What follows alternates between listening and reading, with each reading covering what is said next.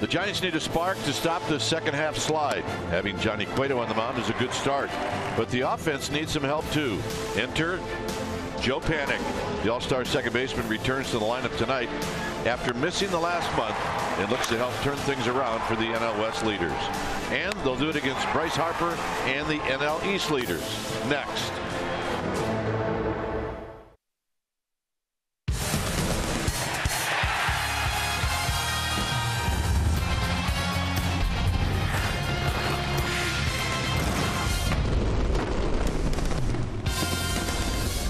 We are back at AT Park on this Thursday night as we get ready for Giants baseball game 1 of this 4-game series. That's right, a 4-game series, Giants and Nationals. Hi again, everybody. I'm Dwayne Kuiper. Alongside me is Mike Krukow.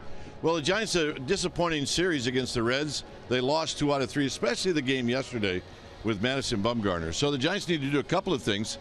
Pitch like Bumgarner did yesterday, but score some runs against Tanner Roark, who's pretty good. Well, and I think you break it down to what are you in control of? And I think for the hitters, you got to control every swing. You got to have an idea about every swing. And for the defense, anticipate every pitch. The Giants need to tighten up their defense. They need to tighten up their situational hitting. They're getting help today because Joe Panik is in the lineup for the first time in a long time, and he automatically makes his team better. Plus, you have Cueto. When Cueto's gone out there as a Giant so far this year, you almost feel like it's win day. But, hey, both teams come in here with identical records. This ought to be one heck of a series. All right, it should be fun starting out tonight here at AT&T Park. Stay tuned.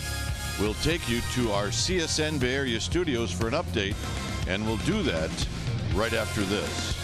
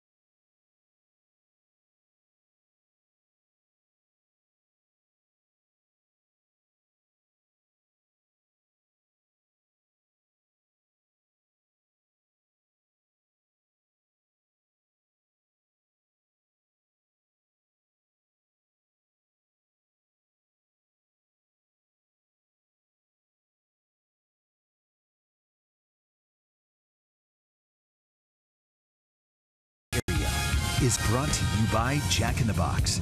Taste the all-new Jack's Brewhouse Bacon Burger today at Jack in the Box. Limited time only at participating restaurants. And by Toyota, the full-line automaker with the longest-lasting vehicles in America. Toyota, let's go places. It is a very special night at AT Park. Law enforcement night here at the yard. You can see them all roll in on their bikes. Very, very special indeed. Your Giants are in need of snapping a very rough skid. They have won only 2 of their last 11 games, and tonight they open up a 4-game series against the first place Washington Nationals. Welcome back to our broadcast. I'm Amy Gutierrez. Giants certainly hoping that the return of Joe Panic will spark their struggling offense this evening. We've got a memory, though, that we think might do the trick as well. All of you fans know it. October 4th, 2014, Game 2 of the NLDS. Brandon Belt goes yard off of tonight's Nats starter, Tanner Roark. It's our greater coverage of baseball. It was in the 18th inning. Brought to you by T-Mobile. Dwayne Kuiper with the call. Belt hits a high fly ball to right. Worth is back. It is out of here. Belt into the second deck, and here in the 18th inning, the Giants take the lead. Wow. And he did it in a 2-strike count.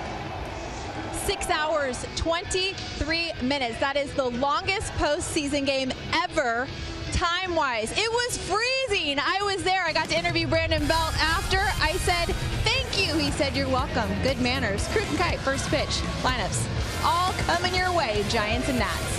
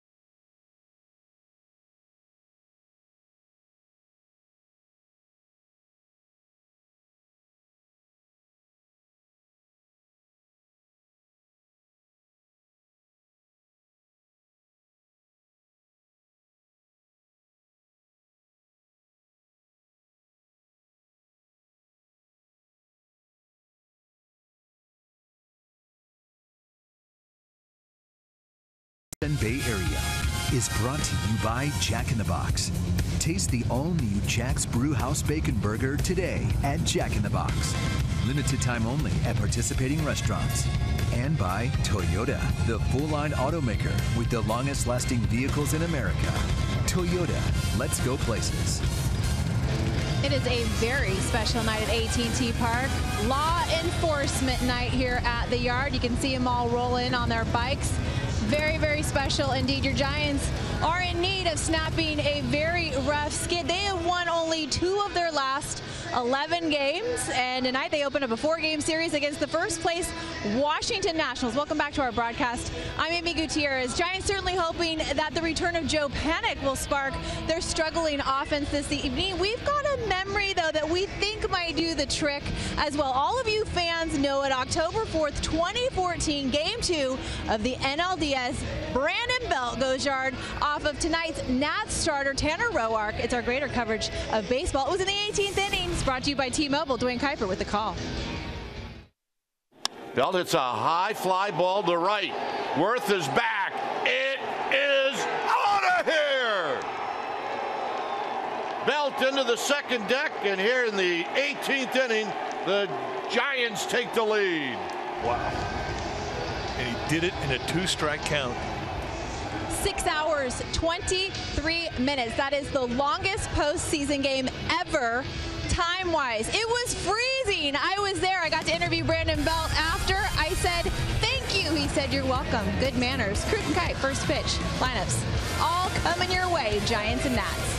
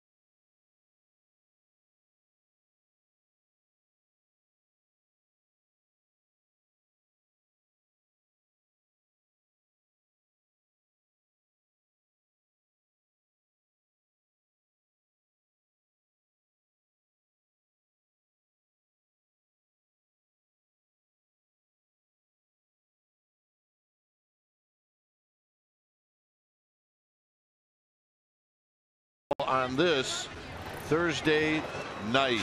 Our game time weather is presented by the Santa Cruz Beach Boardwalk. Get to the beach. The admission-free boardwalk is now open daily. 58 degrees here at the Yard. You get winds at 12 miles per hour, humidity at 60%, and it is partly cloudy. Emphasis on partly. All right, let's take a look at Dusty Baker's lineup. You remember that guy. It'll be Turner, Harper, and then Daniel Murphy, who is the best hitter on the earth right now, followed by Ramos Worth and then Anthony Rendon. Ryan Zimmerman, the old third baseman, is now playing at first. He's hitting 7th. Espinoza is 8th, and Tanner Roark is 9th.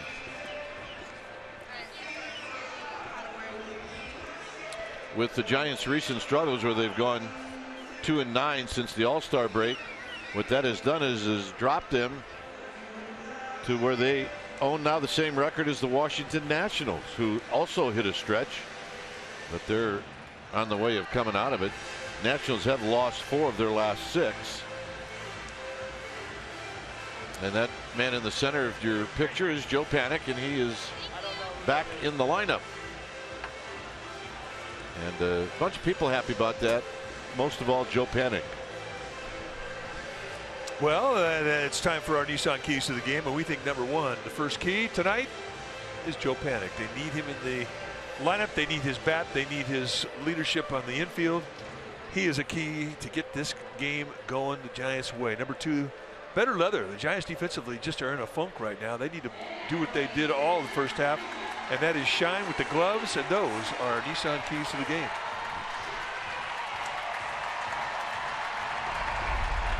So Belt out, and then Panik right behind him. And now we'll wait within the next couple of days, hopefully, for Hunter Pence, and then further on down, Matt Duffy. On the hill tonight for the Giants will be the right-hander Johnny Cueto, 2-time All-Star. He's 13-2 with 2.53 ERA, 4 complete games, 128 strikeouts, against 28 walks and 20 starts. And in those 20 starts, the Giants are 17-3. For Cueto, when you take your at-bats against him, you're going to see an assortment of velocities, movements, speeds, change of everything, including the way he throws the ball. He'll give you 4 or 5 different moves off of that mound, out of the windup.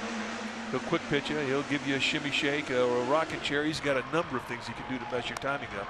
Fastball between 90 and 95 miles per hour. Curveball, slider, and a great changeup. Lifetime against these Washington Nationals, 7-3 with a 3.55 ERA. And he has been pitching with confidence since the first day of the season. Let's take a look at the defense playing behind Johnny Cueto tonight, starting in the Giants outfield from left to right. It'll be Pagan, Span, and Williamson, the best arm in right field. Crawford and Gillespie on the left side of the infield. Panik and Belt on the right side. Buster Posey, he'll be in the squad, putting down the signs.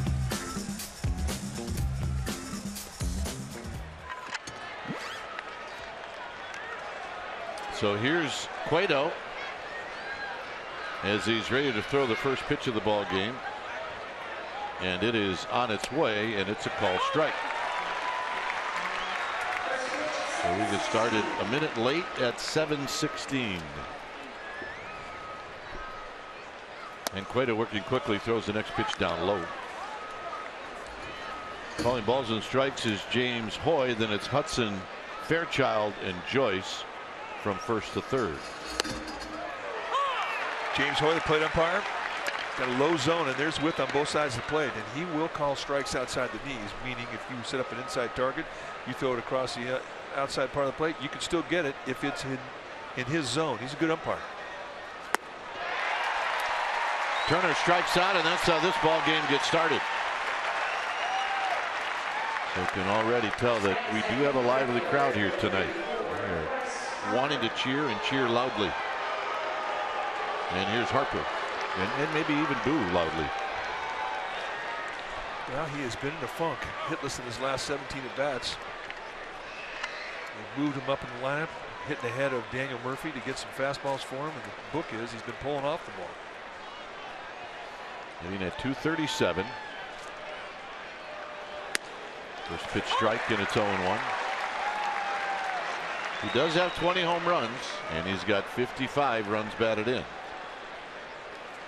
7 at bats against Johnny Cueto. He's 2 for 7.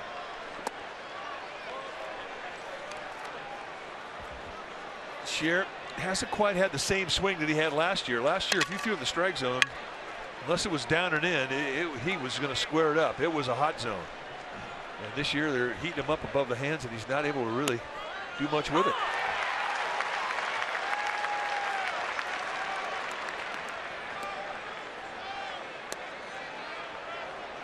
But everybody feels with his talent that it's kind of a sleeping giant right now.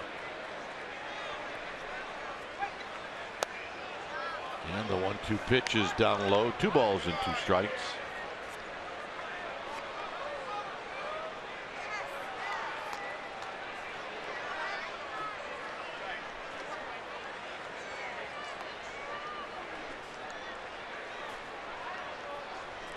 Cueto making sure the count's 2-2.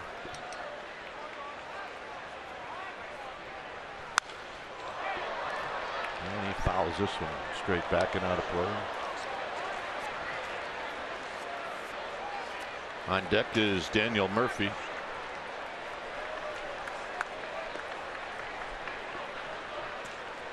Bryce Harper's one of those guys where he could have an 0 for 100 going and they still pitch it respectfully.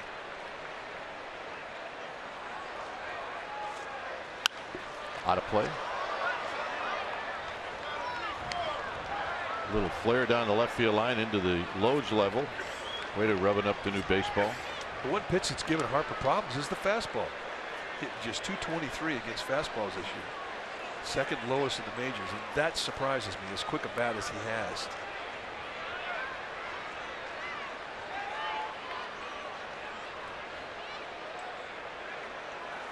Got him.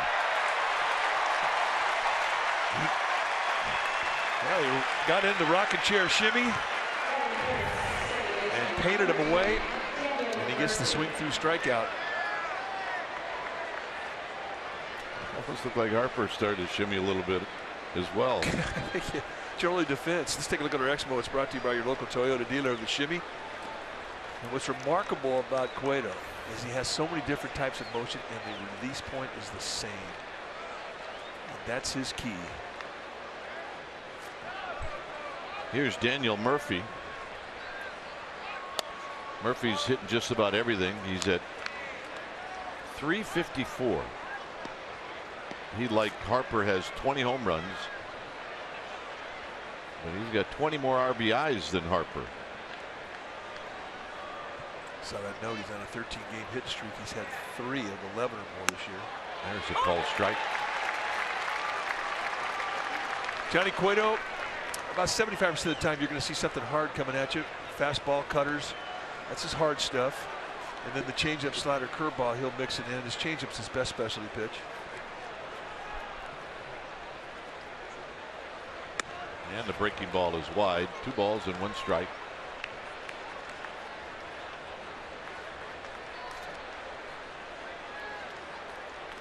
Murphy taking a long look right out at Johnny Cueto.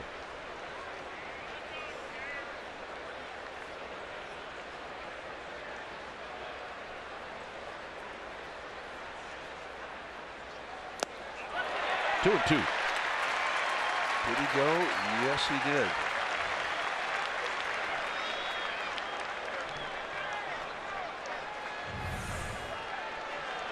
A look from the side. Oh, easy to call. He is after it's off the wall.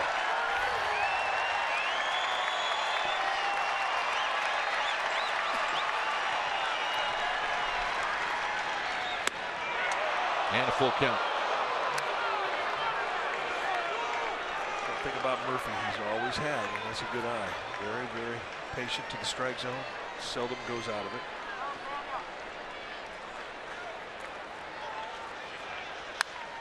And a healthy rip by Murphy, and it's fouled out of play. Yeah, he had his balance through that swing. That's the other thing too about Murphy. You watch him over the years. Ever since he came into the league, he's always been a good balance hitter. Whatever speed you throw at him, he always seems to have his body between his feet. You don't get him out reaching very often off that front foot.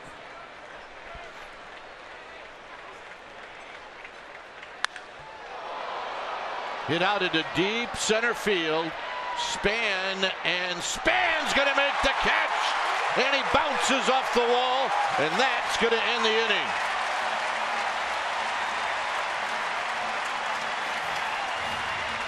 He was playing him towards the left center field side. He had to go a long way for it. High backhander. And takes on the wall, and that will fire up a team.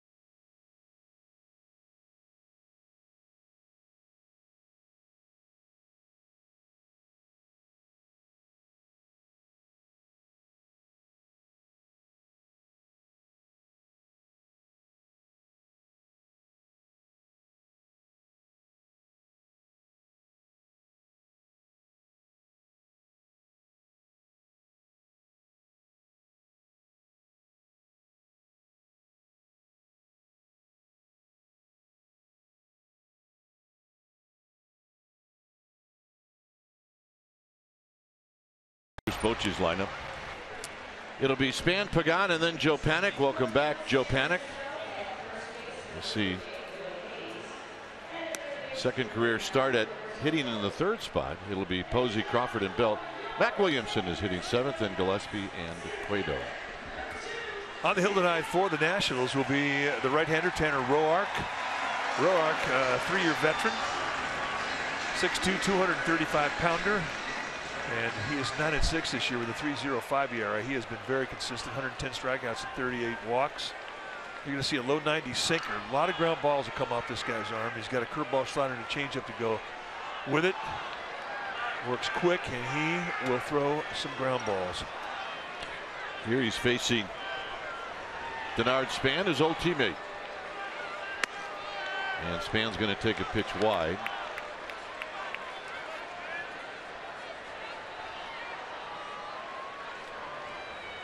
Pagan and then Panik.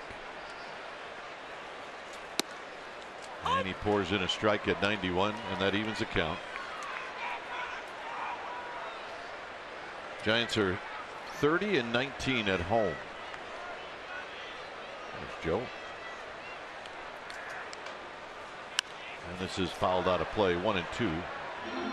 Against the National League East, they've only played 13 games against the East, and they're 1 over 500 at 7-6. There's Dusty Baker. Dusty hadn't changed hardly at all in the last 20 years. Yeah, looks good. Good to see him back here in the Bay Area.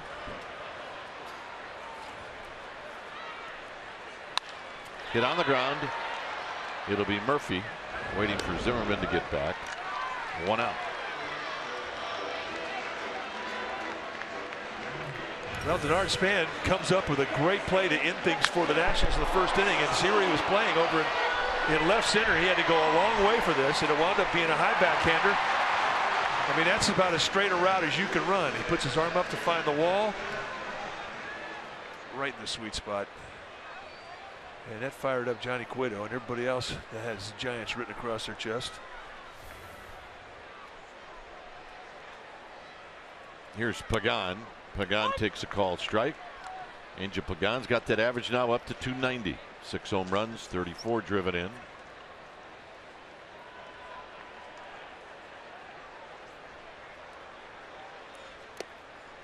With Joe Panik to follow.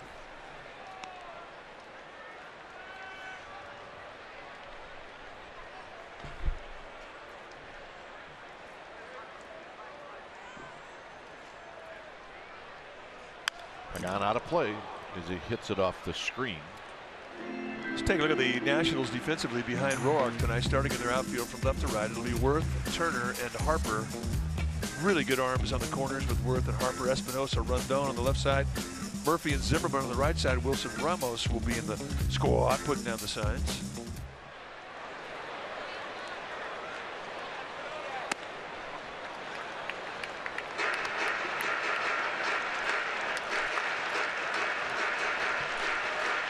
Roark, a sinker baller, likes the third base side of the rubber. He is way over on the right side. Tapped slowly. It'll be Roark who gets off the mound quickly, and he throws out Pagan. Batting third, second baseman, number 12, Joe Panic.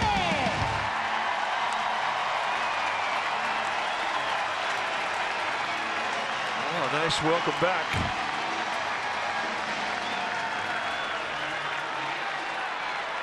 And everybody missed this guy, including the broadcasters. Yes, we did.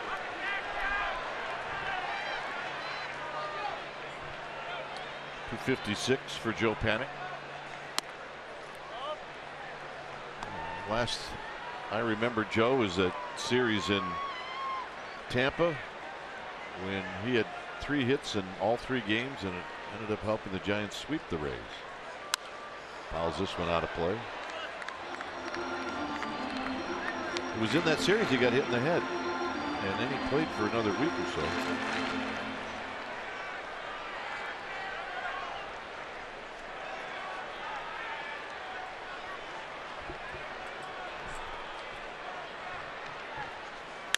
Hits this one up the middle, and it's Espinosa, and that'll end the inning.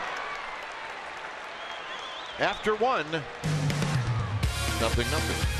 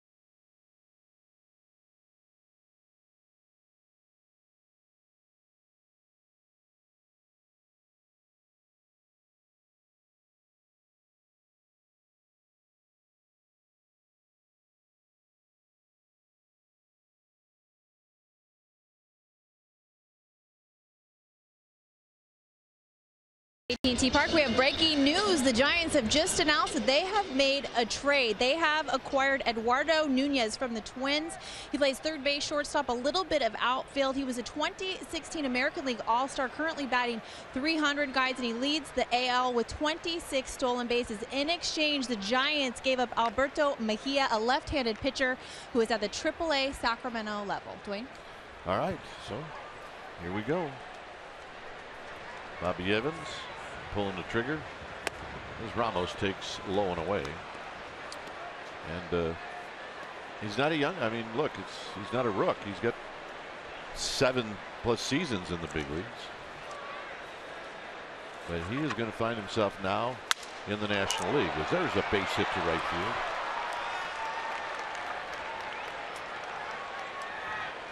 Other roster moves that were made today is Ramos singles.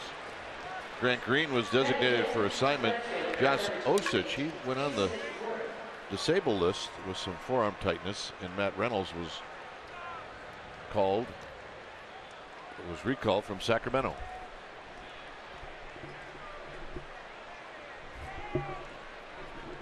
So Cueto out of the stretch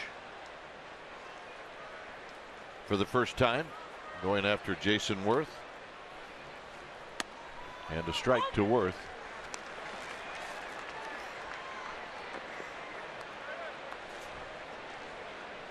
Worth hitting at .246, 12 home runs, 44 driven in.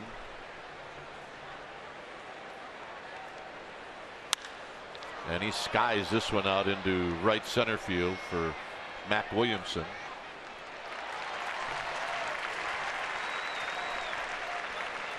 Well, interleague play is back as the Giants will take on the Baltimore Orioles Friday, August 12th through the 14th. And you can come out to the ballpark early on Saturday the 13th as we will honor Giants Hall of Famer Gaylord Perry. The statue unveiling ceremony begins at 1 o'clock at the 2nd and King Street gate.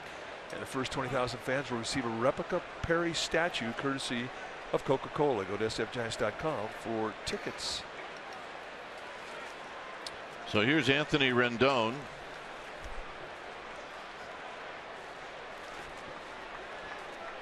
Beautiful time of the day here in the Bay Area.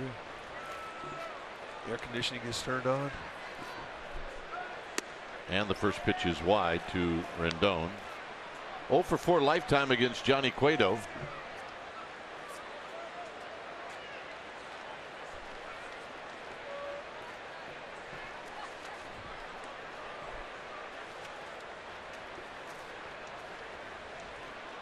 One ball and no strikes. So Cueto runs that one in tight. It's 2-0. Giants are going to try and crowd him on that inside corner. Do not want to let him get extended middle away. That's where his power is, like a lot of guys.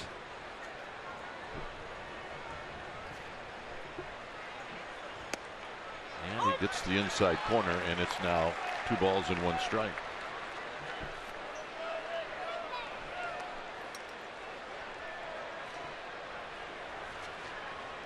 The knowledge that Cueto has, it's instinctive, and you acquire it by pitching lots and lots and lots of innings, which he has done in his career. Swing and a miss, 2-2. And you watch him read a guy swing, and you see how much plate coverage he has in a couple of swings in his first at bat or two. And I mean, he's got a pretty good idea how to pitch him anyway, but he'll adjust according to how that guy is swinging the bat, what type of coverage he has, what type of balance he has when he mixes his speeds. And it becomes almost like a sixth sense that he has.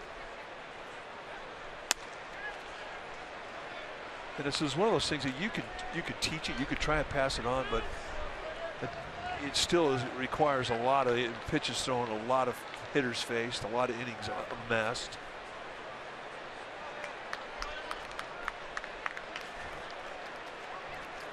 I suppose he wanted a fastball in.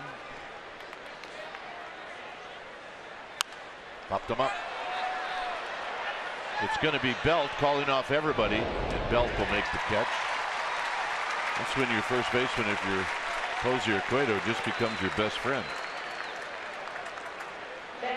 Not to say that either one of them couldn't catch it, it's just an easier play. Easier angle. The guy who probably has the hardest attempt to try to catch that would be Posey.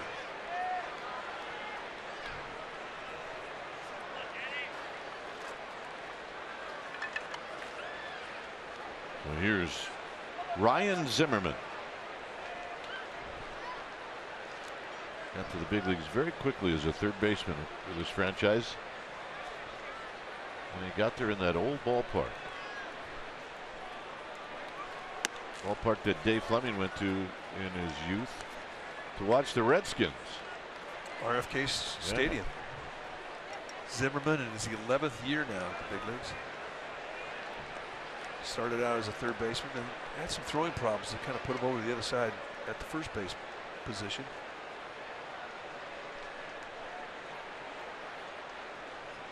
When the Giants saw the Nationals in the playoffs in 2014, it was Adam LaRoche who was the first baseman in that starts in that series, and I believe he was there for 2013 and 2014.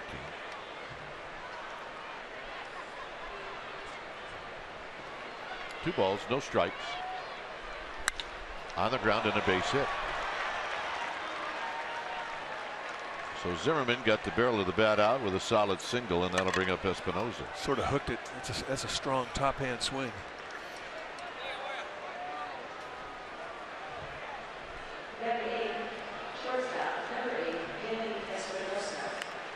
So here's Espinosa.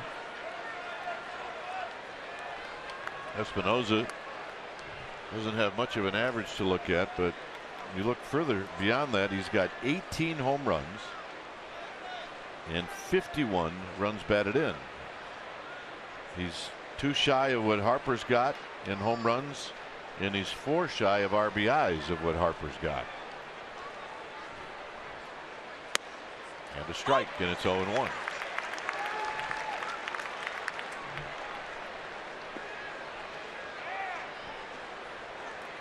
Just using that as a gauge. It's a good gauge.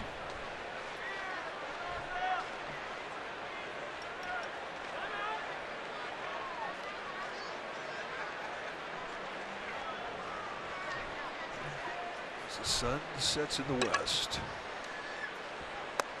And a half swing, and it's 0-2.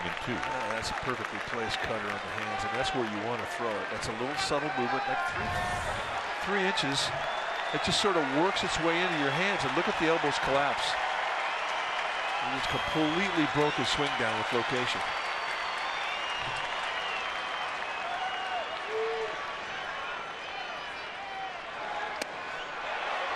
Just a bit outside, 1-2. But that's paralysis fastball, and you know, it sets up so much. You can come back with a little cutter in the outside part of the plate. 2C movement running away. A lot of hitters will swing at that. Some umpires give it. But it's what it sets up is what's so great about that pitch. If you throw a high fastball up around the shoulders away, doesn't set up anything. Down around the knees, sets up a lot.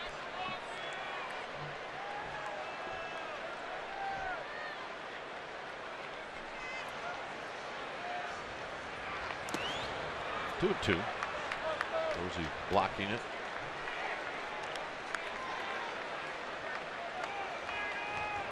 So Cueto's going to rub up the baseball as he went halfway down the mound and onto the grass to get the throw from Buster Posey. 18 home runs, puts him second on the list. Dangerous. I mean, he's hitting 222, but he's got 18 bombs in that 8th hole in the lineup. That's the guy you're thinking about.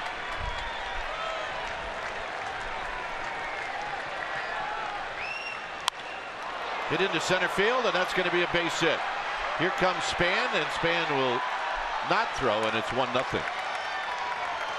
So Espinosa comes up with a base hit. I'm sure Cueto's going to think that he made a mistake.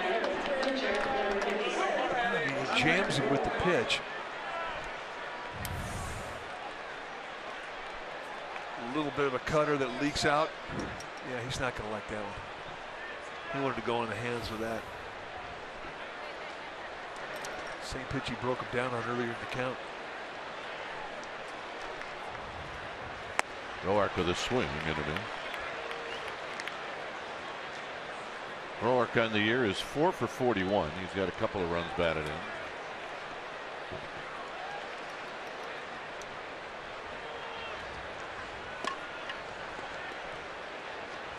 Three hits in the inning, 3 singles. Tap foul. It's 0-2. 38 pitches into his outing. I mean, he's still finding rhythm. You can tell when he finds his rhythm, he doesn't make mistakes up. Mistakes are usually down or knee high off the plate, away or in.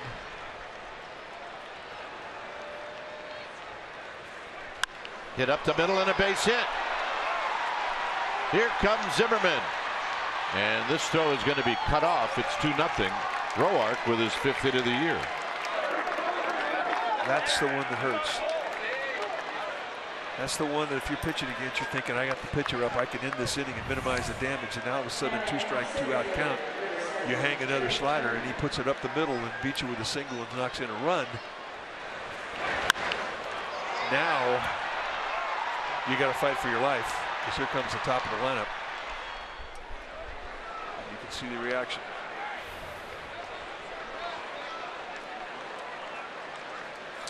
Four singles in the inning.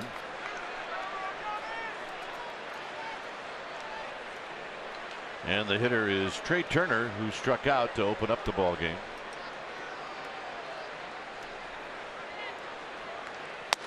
And a fastball high, 1-0. If Cueto's going to have any trouble, it's usually going to be in the first 2 innings. Well, you're absolutely right. Right now, I mean, he's underneath some pitches. He's been underneath about a half dozen this inning. There's a called strike. And he's on top of that one. Most opponents are going to like that a whole lot more.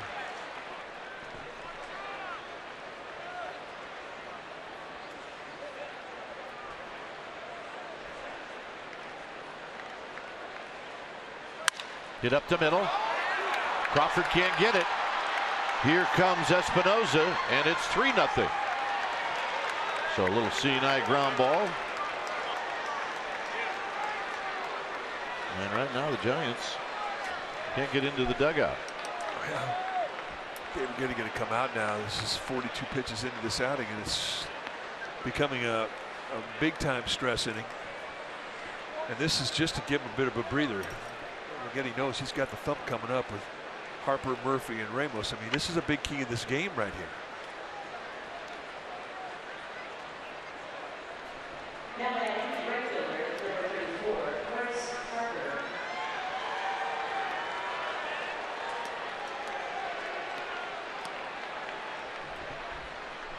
Giants are 24-26 when they allow the first run, and then not many teams can make that claim to be even close to 500.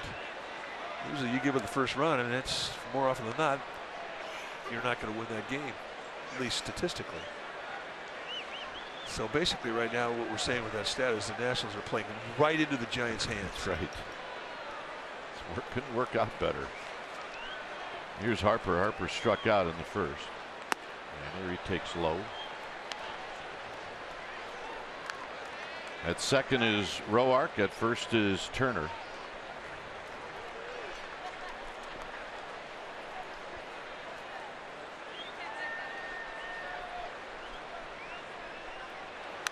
Ball back. The off-speed stuff is not getting him off his back foot.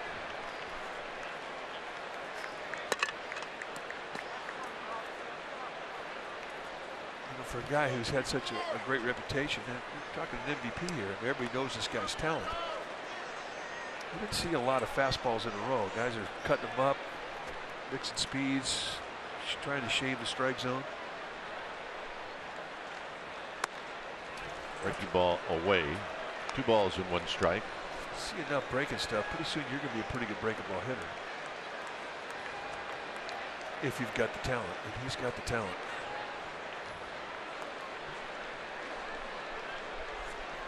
So Cueto trying to get out of it. He had Ramos at first base with 2 outs, and then 4 straight singles. And it's 3-1 with Murphy waiting in the wings. You didn't want to face Murphy. As you said earlier in the broadcast, he's the hottest man on the planet. And Bryce Harper's got an 0 for 18 going, so this should be something in the strike zone.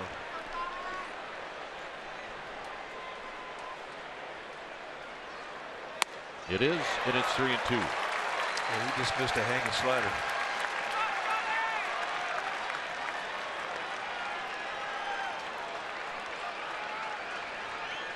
Runners will be on the move. It's 3 balls and 2 strikes.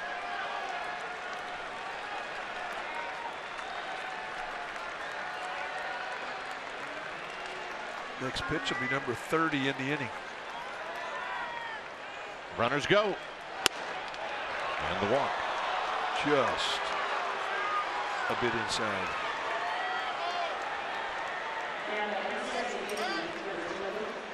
First walk issued by Cueto, and here's Murphy. Murphy hit a ball to the wall and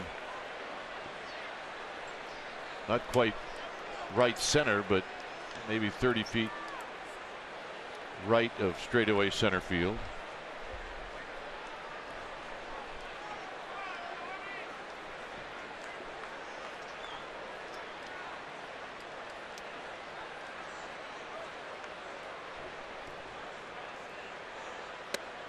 And a strike on the inside corner.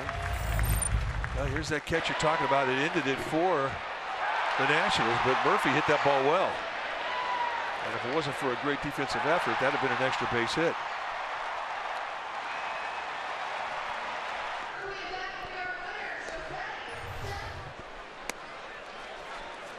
Murphy takes it low. It's a ball and a strike.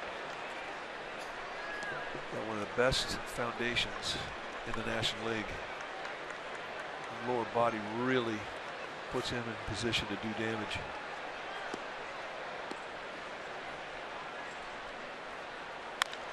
It's this one on the ground. Foul. So we'll reset and do it again. It's 1-2.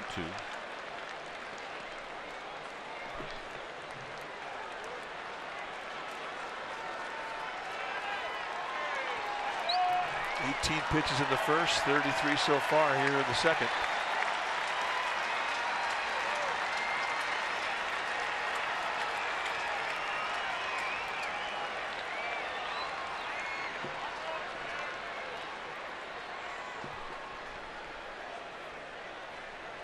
All 5 hits here in the inning. All 5 hits have been singles.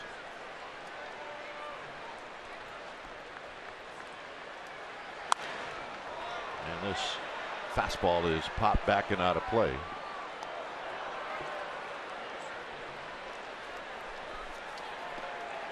Outfield pretty much straight away as right fielders play here at AT&T Park. Mac Williamson guarding Triples Alley. They give the line pretty standard defensive set.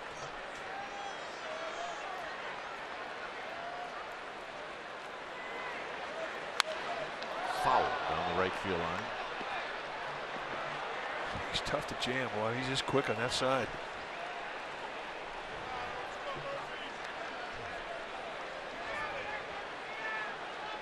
Cueto in no hurry. Good pitch. And it was. And that's what you have to do against Murphy. You got to move it around. Albert Suarez heading down to the Giants bullpen right now.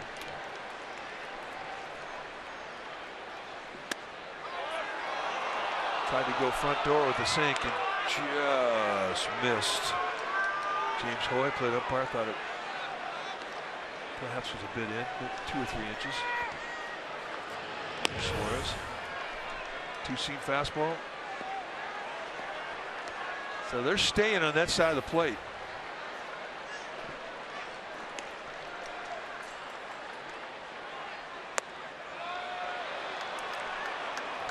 Fish aren't biting. Ramos, who led off the inning with the base hit, he's on deck. So 3-2, runners will be on the move.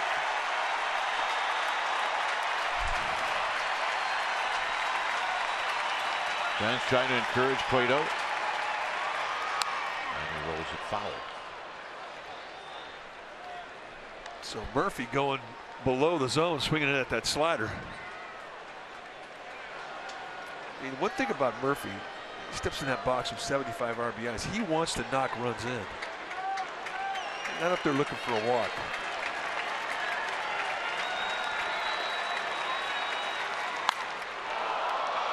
Mac Williamson out into deep right center field, and that's going to end the inning. 3-0 Nationals.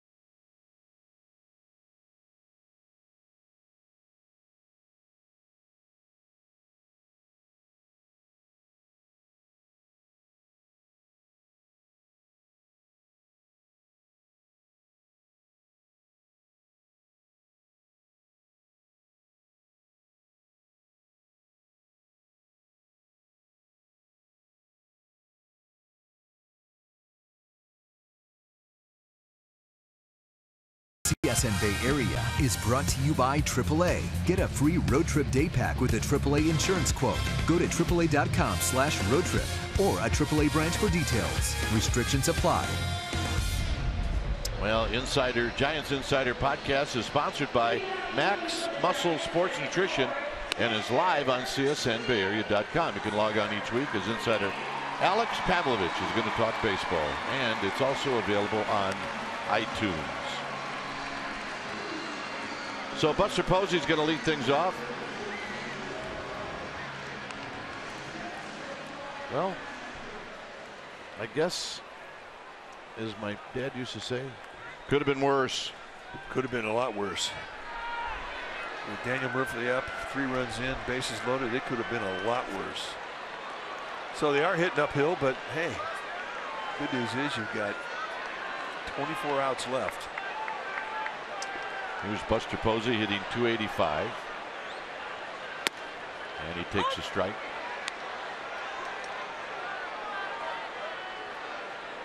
$12 home runs, 47 driven in.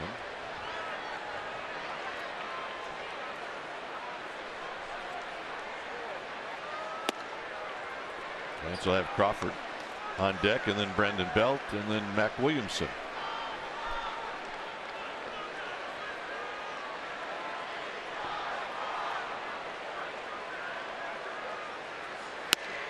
Outside corner, 1-2.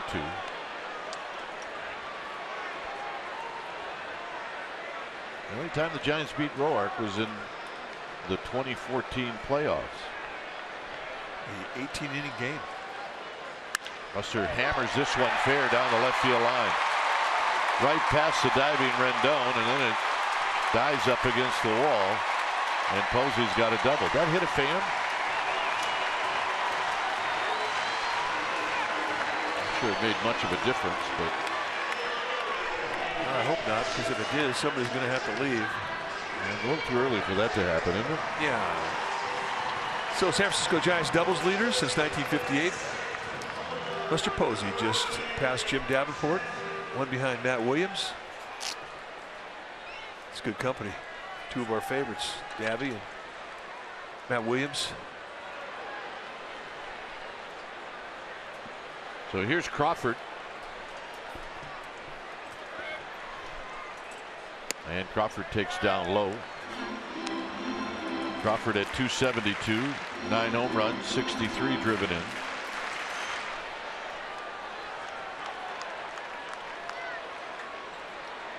Giants trying to answer back.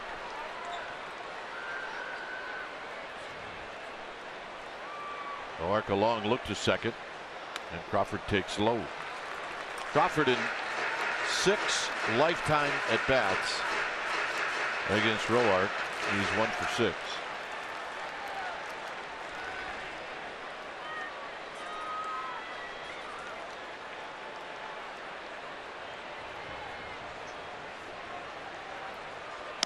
And the pitch is wide.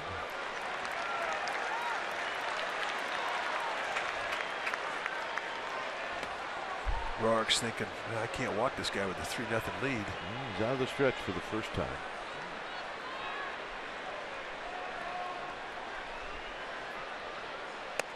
And a strike. And I think when Roark gets his back against the wall, for the most part, you're going to see that sinker. I mean, he has always had great success with that pitch. It's one of the beautiful things about being a sinker baller. Let him hit it. You got good sink, more often than not, it's going to be hit into the ground.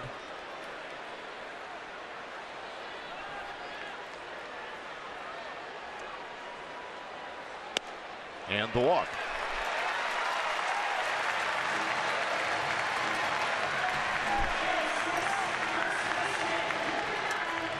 Yeah, this is Brandon Belt. Remember, he hit the home run off of Roark. And this was in the 18th inning. We were freezing. It was a chilly night in Washington. 18-inning game. The Giants persevered. And really, for the rest of time, in the minds of Giants fans, these two will be linked together because of that swing of the bat. And the gentleman that got the save in that game, he was a rook, was Hunter Strickland.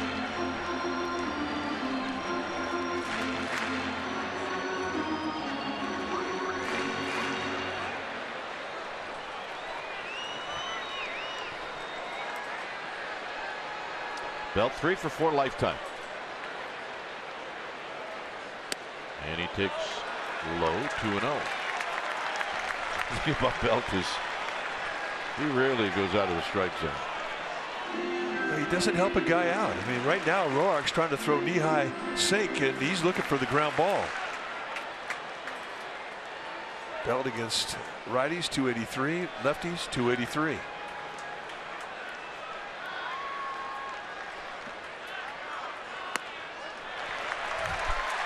And all of a sudden, Roark is creating opportunity for free.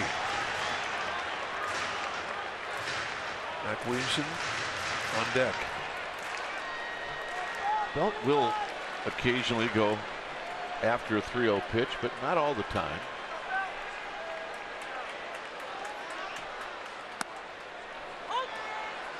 Taken all the way. Ballpark tonight is playing like it normally does. We saw it the last 2 nights in the previous series against the Reds, and it was really live. It's not that way tonight.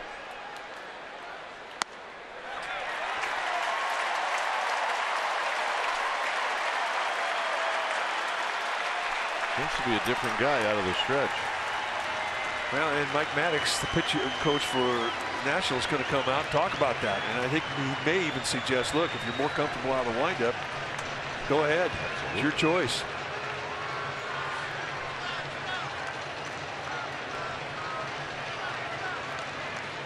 Maddox, very respected pitching coach, big league level, has been for a long time.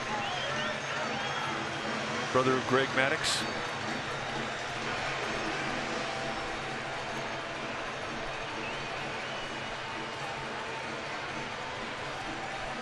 So Mac Williamson is going to hit. Giants have set this up for the bottom of the order.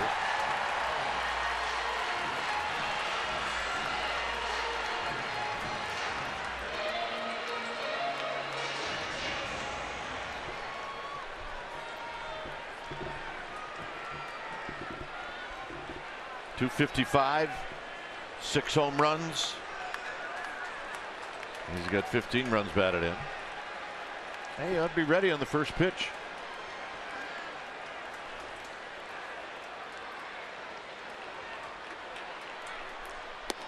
Not close. 1-0. Now Williamson's going to get up there looking for a fastball, and if a guy throws a first pitch breaking ball at him, guess what he's going to sit on? He's going to sit on the fastball.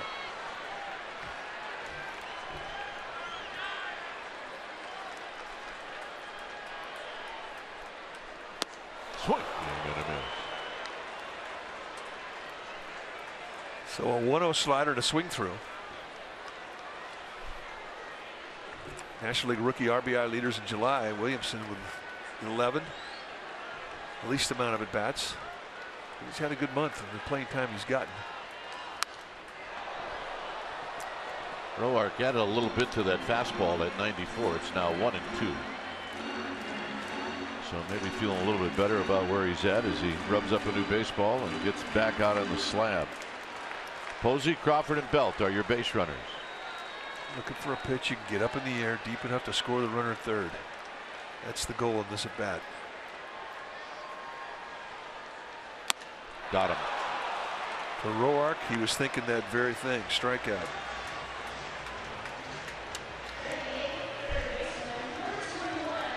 So here's the guy that had the best at bats in the game yesterday, and that's Connor Gillespie. Old school, a little spit, a little dirt, no gloves. Bit of a frown. He's a throwback to a previous generation.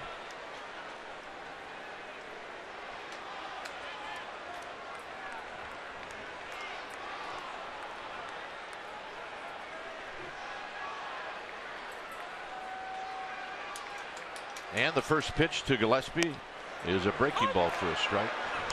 Curveball right there. Time for our Togo's big play the Togo's way. And yesterday, Connor Gillespie was the offense Giants scored 1 run. It was a home run off of Dan Straley and came to the bottom of the third. Second time that Gillespie has taken Straley deep.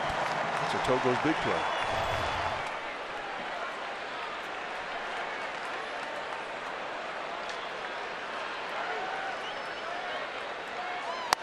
And next pitch to Gillespie is high.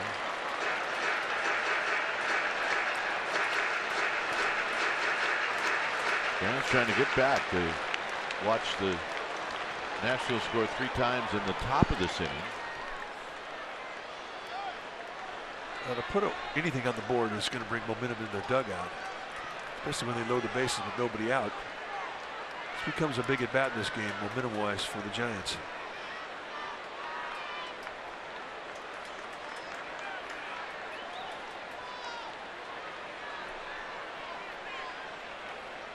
Slight choke on the bat.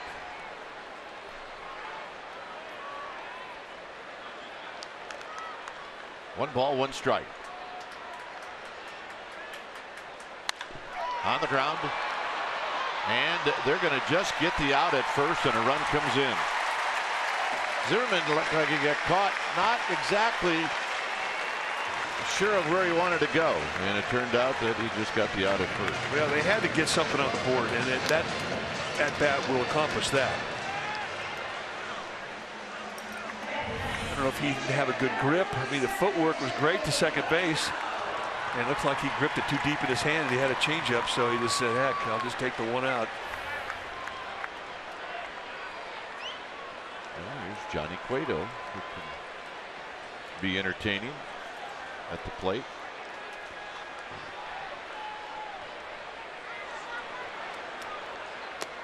One ball and no strikes. Well, Roark got a base hit that was very costly to Cueto.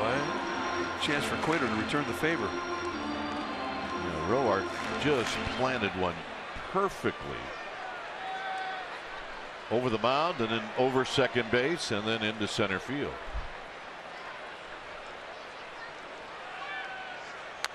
That foul. It's one ball and one strike.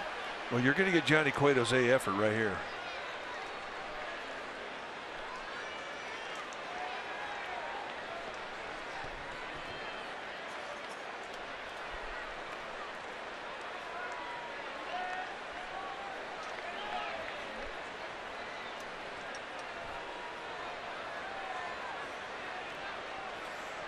One pitch. Here it is to Cueto. Outside.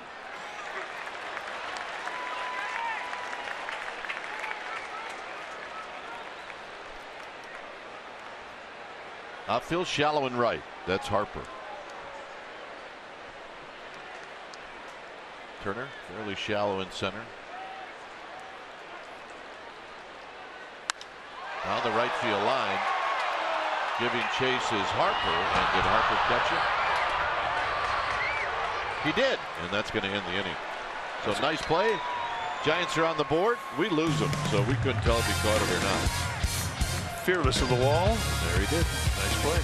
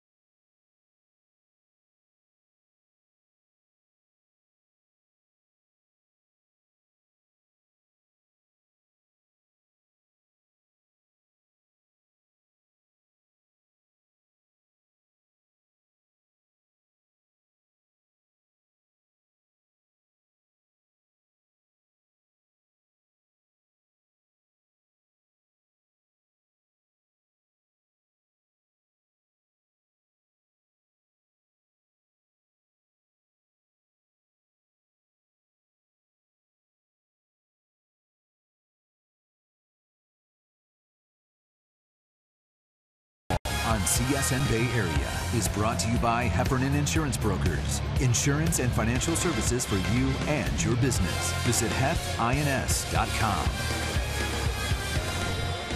Sunday, August 14th, the Giants are giving away Hunter Pence solar bobble bodies to the first 30,000 fans, courtesy of Coca-Cola. sfgiants.com/tickets. I've never seen a bobble body. Hunter Pence makes me smile. Hey, even when he's not around. Yep. I miss that guy. Maybe this weekend. We're hoping.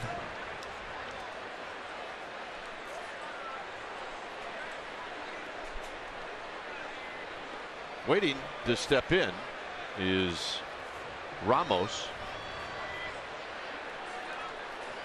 Ramos opened up the second inning with a base hit. And he skies one out to shallow right field. Who's it going to be? It's going to be Joe Panik who makes the catch. That's the concussion test right there. Well, you're right. Violent too. All right, you got it, I got it, you got it. Hey, somebody get it. And Johnny Cueto was nervous a little bit towards the end there, but in the end, Joe Panik comes through. It was on a pop-up where he really started to feel the symptoms. So here's Worth.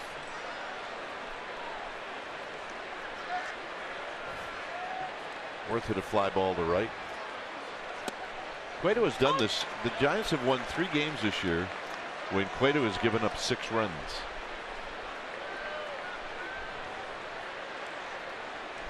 It doesn't often happen. No, it doesn't.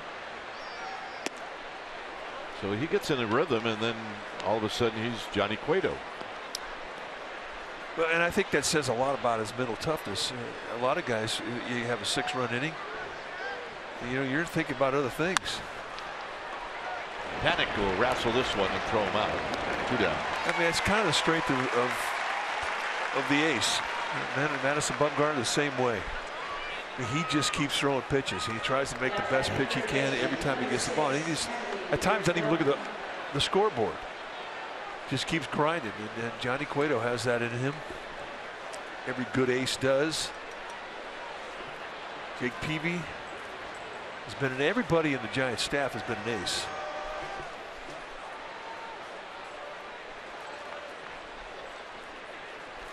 Here's Rendon. And a strike. Rendon popped out to Belt.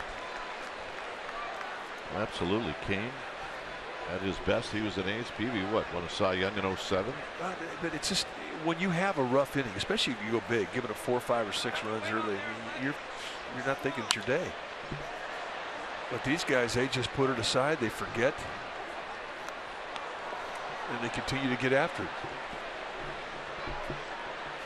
And it sounds so easy to say, but to actually do it, I mean, it's tough.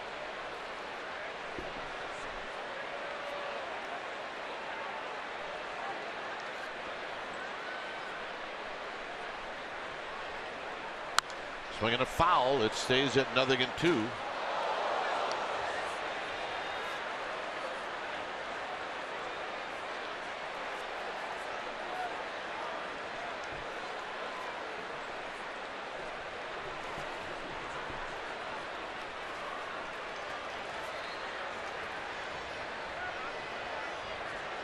And another 0-2 pitch. On the ground. Belt is going to dive. Now he's got to make a good throw, and it's not in time. That might have been one where Panik had a better shot.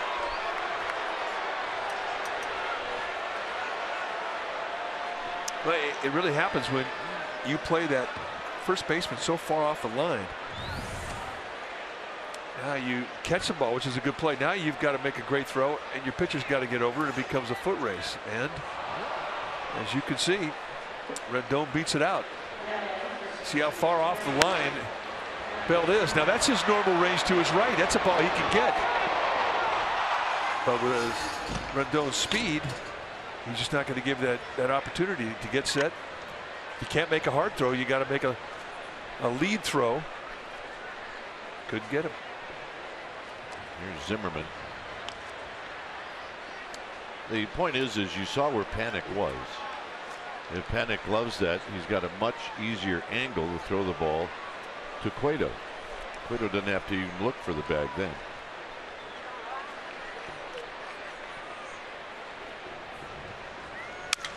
And this is driven to left, and that's going to be a base hit.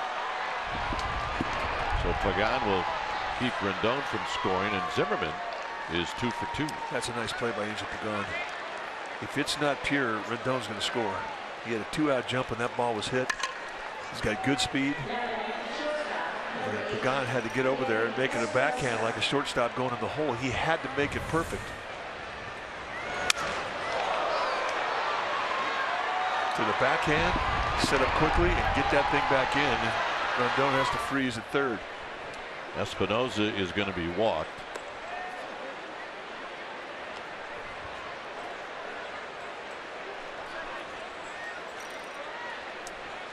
And Roark is going to get a chance to hit again.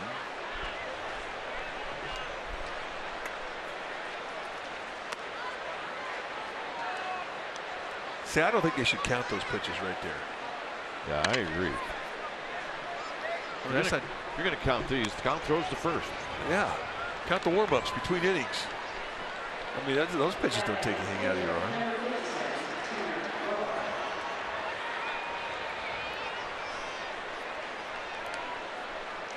Well, when we give the number of pitches later on, we're going to just -4.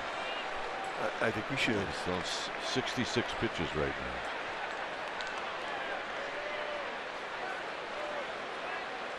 Roark takes a strike.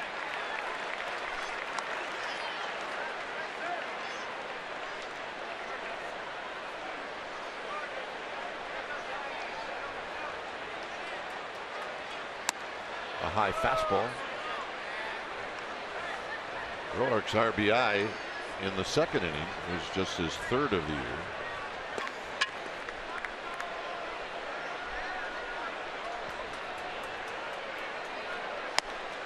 One and two.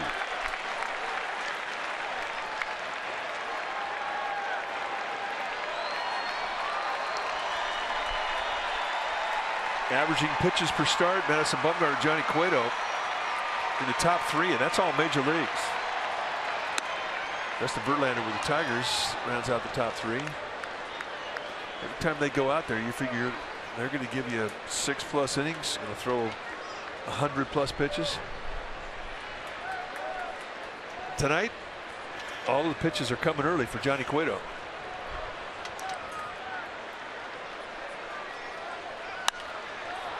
Popped him up. It's Belt. And the Nationals will strand 3. For the Giants, it'll be the top of the order.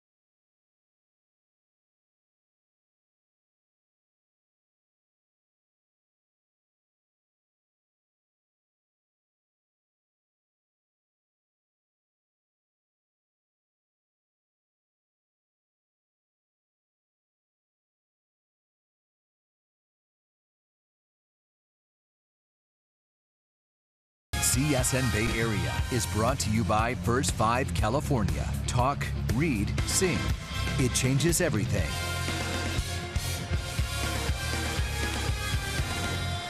MLB.TV Premium, it is the #1 live streaming sports service. You can watch every out-of-market game live in HD.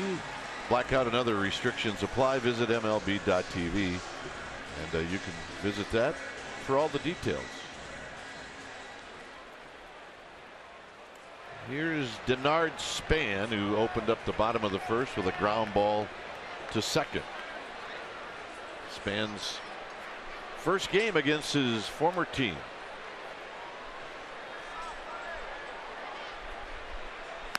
And if you're ever going to have the series of your life, do it this series. Well, he's highly motivated, no doubt. Other than postseason, obviously. It was a love fest out there before the game. All of his former teammates coming over, touching base with him. I mean, he's that type of player. On the ground, too short. Let's check in with Amy G. All right, gentlemen. Buster Posey recently commented on the Giants' tough stretch that they're in right now. We're going to make it our Geico quote tonight. He said, if we didn't have runs like this, we'd be on pace to win 115 games. And that'd be pretty remarkable. It stinks when you go through it. It's not far from the norm. You just try to get back on track as quick as possible. Gentlemen? Yep. Mr. Common Sense. It's just spoken like a veteran who's been through it before, which he has. Don't get too high on the highs and don't get too low for the lows. Posey now in his 7th year at the big league level.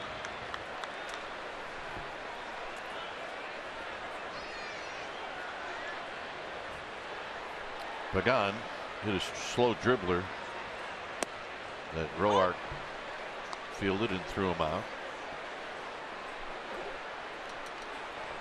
All the runs scored in this game came in the second inning.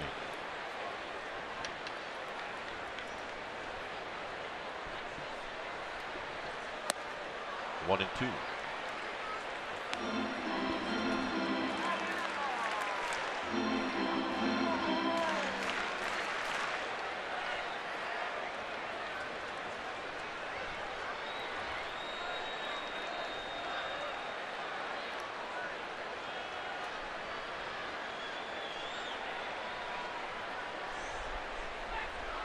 Pagan trying to reach for Panic.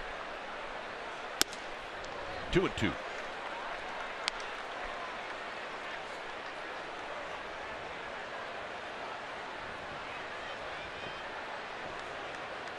Giants just the one hit. Posey's double to open up the second.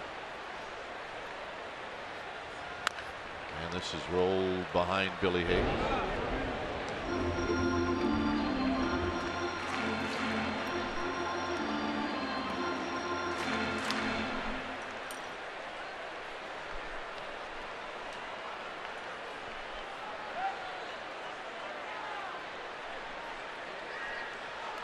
Pitch number 45 for Roark, and this is a little pop-up into right field, and coming in is Harper, and he makes a diving catch. Nice play. Now you watch the jump that Bryce Harper gets, and he can run. I think they don't talk about how fast this guy could get going. You're always talking about his hitting, but he's got all the tools. And he shows it here. I mean, he had to come a long way to make this play. Nicely done. So here's Panic.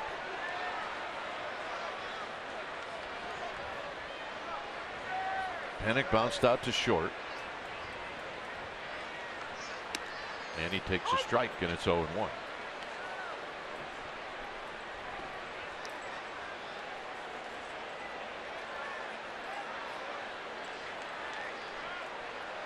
Posey waiting. Swing and a miss. 0-2.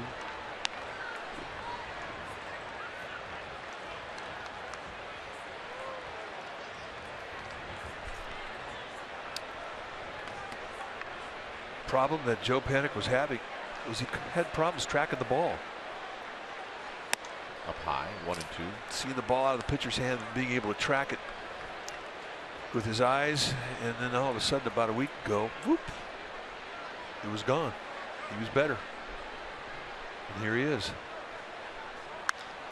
Hits this one into left center field with Turner moving over and under, and that'll end the inning. So Roark settles down, and we'll head to the fourth.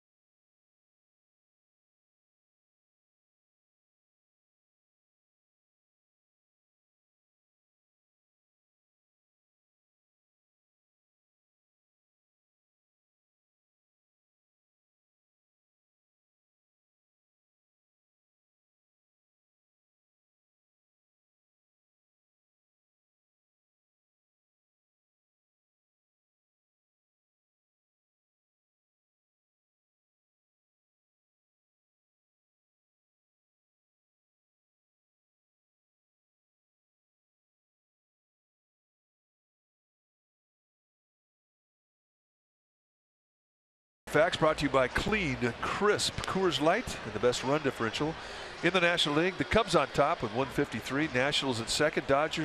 Cardinals, Dodgers, and Giants around the top 5. And that is runs scored and runs allowed. And you subtract one or the other, and there's your plus or minus. And those are your top 5. That's our Cold Hard Facts brought to you by Clean, Crisp Coors Light. Trey Turner is going to lead things off.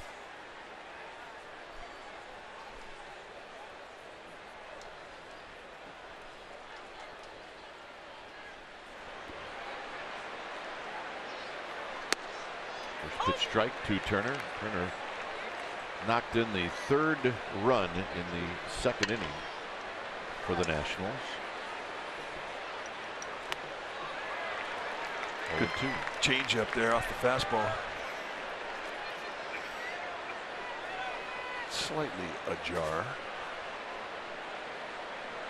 Umpire sees that, they'll stop the game to close that. 1-2.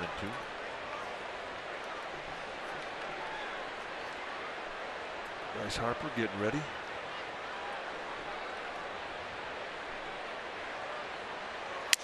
Hit on the ground to Connor Gillespie. See, Turner runs pretty good. That's part of the reasons he's in there. It's kind of the prerequisite of the job. You're going to lead off, you better have some speed. Although we've seen exceptions to it.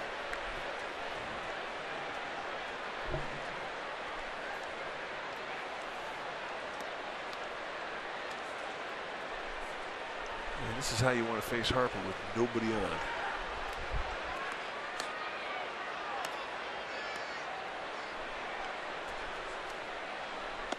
Here's Harper with 1 out.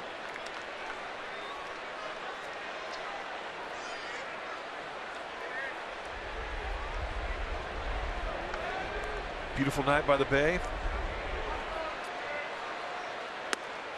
There's a call strike. It's a cool night. It's great talking with the Washington people who really had a couple of their last series really in hot weather. And they all couldn't wait to get here to San Francisco. Weather where you could put on a sweatshirt. So I want to go back to what you were saying about the prerequisite to speed. Yeah. So if you look for Trey Turner, and the press guide is this is the Bible, right? Trey Turner, infielder. Playing center field tonight. That's right. So you don't think speed has a little bit to do with that? Well, it's kind of how baseball has evolved. I mean, back in the day when you would see 8, 9, 10-man pitching staffs, well, you'd have a lot of extra guys on the bench. Now you see 12, 13, sometimes 14-man pitching staffs. We're not talking about after September 1 when the call-ups come up. Got him. Jeez, see you later. Payne outside corner with a fastball. Harper's not buying any bit of it. Cueto strikeout number 3. Two-seam fastball right to the glove, right between the knees of Posey. And you can see the reaction from Harper. It's not a strike. Well, yeah, it was. Here's Murphy. 2 deep fly balls that have been caught.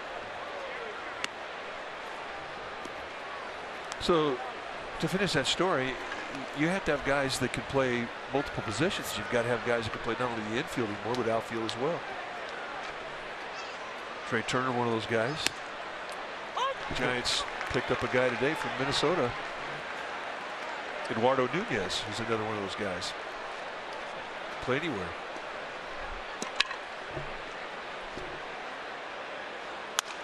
Hit on the ground, foul. Hey, we saw Chris Owings, Arizona. AJ Pollock goes down. Yeah, they need a center fielder.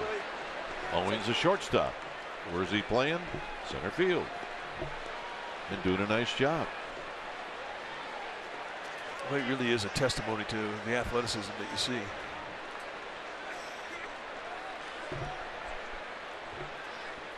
There's the deal we're talking about today. The Giants made a deal with the Twins.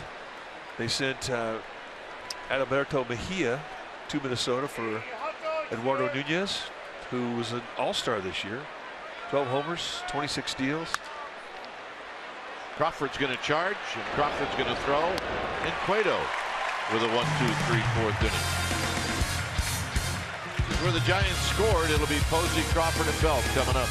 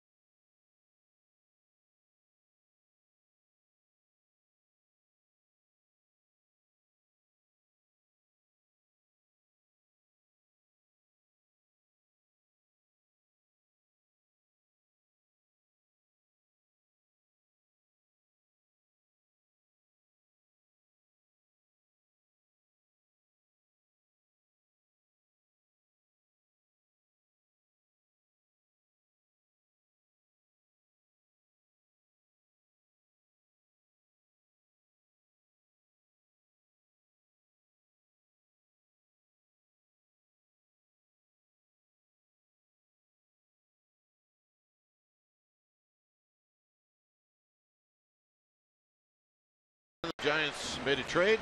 Here's Bobby Evans a couple of minutes ago and his reaction. I think his bat and speed are definitely his strength. I mean, versatility as well. I mean, he can play second, short, third, and even left field.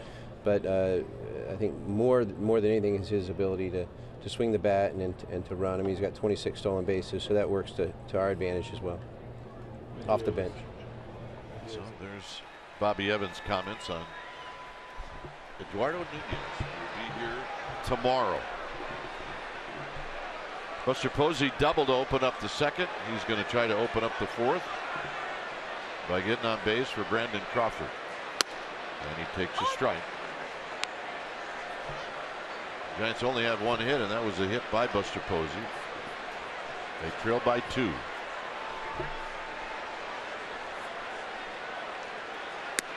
outside. 1 ball and 1 strike.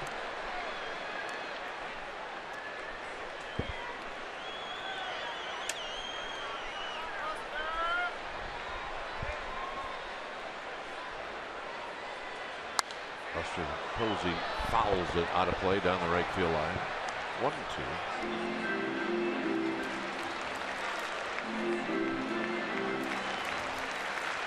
Every time you see a guy with sink like Roark has, you always feel it's a good match for Posey because of his inside-out approach. Buster, a little pop-up into right field, and it'll be Murphy who makes the catch. Had him reaching out on that breaking ball. That's a good quick breaking ball. Hard slider.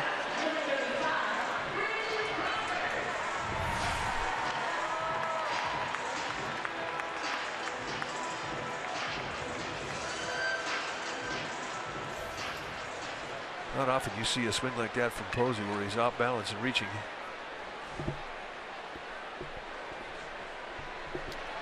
Crawford drew a walk in the second.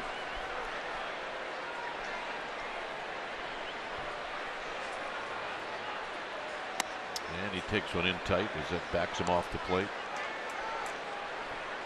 3 runs for the Nationals in the top of the second. Giants came back with a run in the bottom of the second. Crawford hits a drive into right center field. Harper on the move, and Crawford is going to head for 3.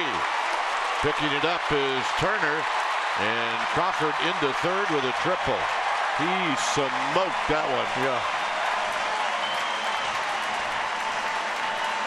Most ballparks, he's round to the bags. It's a home run. It's going to make it our 4th right choice, and he jumps on the mistake. They set the target away. It comes back middle in, and he is not fooled. A look from the splash cam. It splits the defense, lands softly, and once it gets into the corner, it's an easy 3-bagger. And for Crawford, that is triple number 6. Yeah, he's going to have 12 this year. Here's Belt. Belt's job, get Crawford in. Is Ramos does a good job of blocking that pitch in the dirt. Belt drew a walk in the second.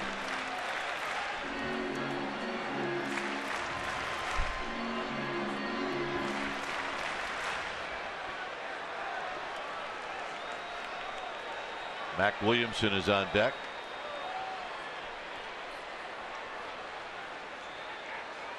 In tight. 2-0. Well, here you can lean on one.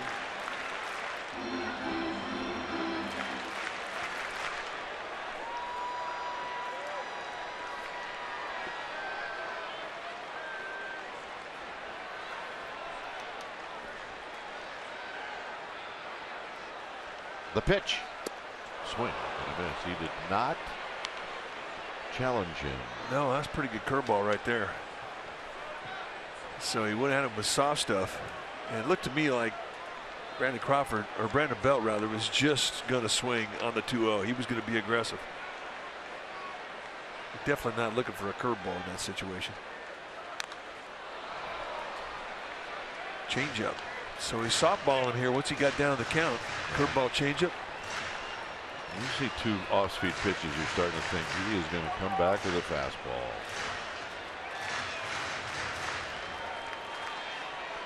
Well, now you protect. You need a fly ball deep enough to score that runner from third. Roark pitching for the strikeout. Got him. And there's the fastball you're talking about.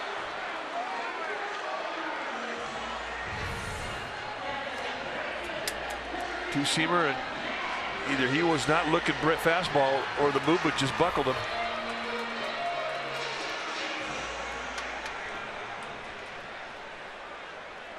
So here's Mac Williamson.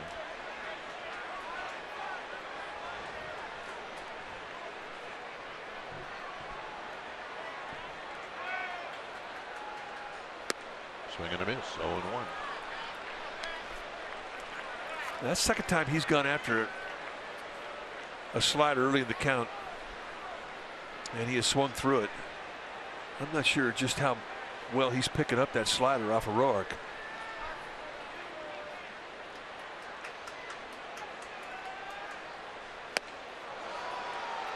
I would say that he's not.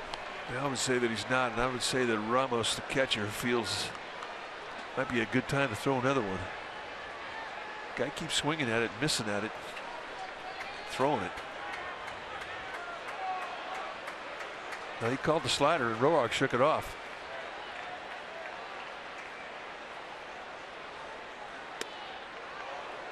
Paralysis, great 0-2 pitch right there.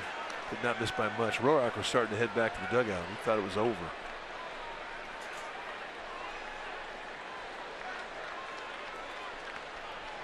He wants another fastball away. 2-2.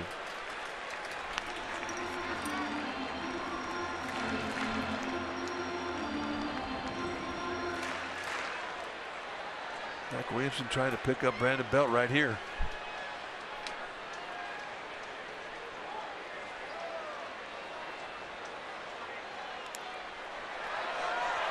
Now Crawford's in a rundown. And they got him. Crawford got caught in no man's land as he was thinking about trying to score, and that's going to end the inning. 5th inning coming up.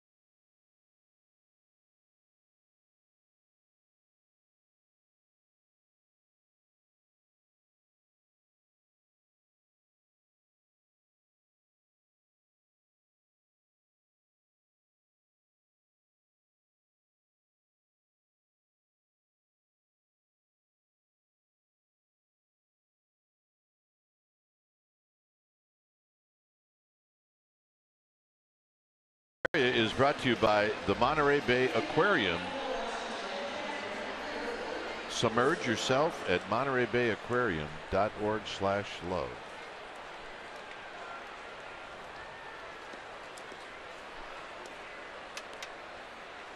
Here it's a 3-1 ball game. Giants miss an opportunity. Ramos is going to lead off an inning for the 3rd time in this game.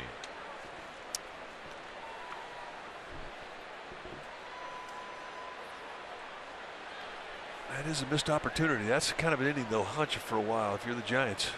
Runner at third base, less than 2 outs. Can't cash in. So you pick up your glove, forget about it, and go play defense.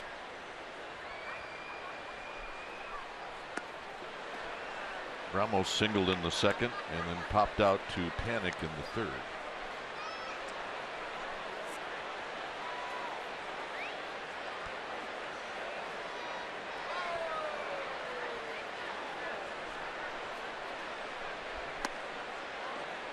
Good pitch. Now you anticipate that ball's going to go by, and you just get hung out. I mean, it's just you want to be aggressive, but you can't be too aggressive. Mac Williamson going back, now adjust, and he makes the catch.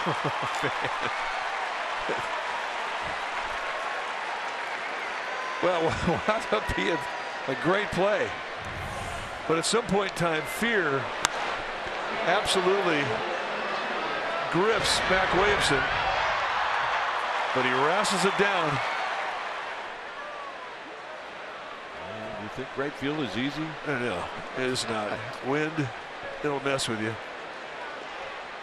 And it winds up being a great play.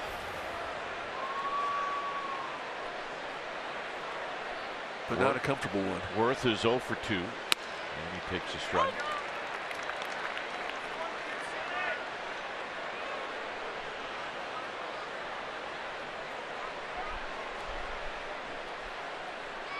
Breaking ball hits the left, and Pagano played on a hop.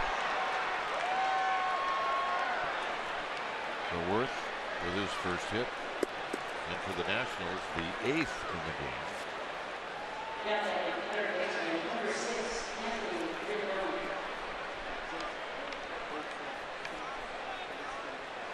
So here's Anthony Rendon, who had an infield hit in the 3rd.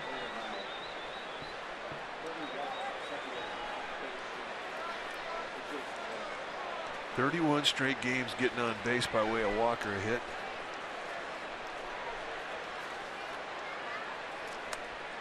That's a guy you could just count on.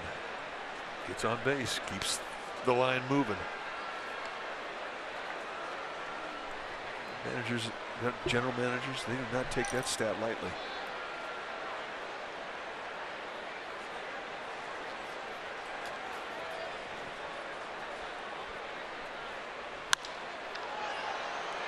Mac Williamson stays on his feet. 2 outs. Much easier play.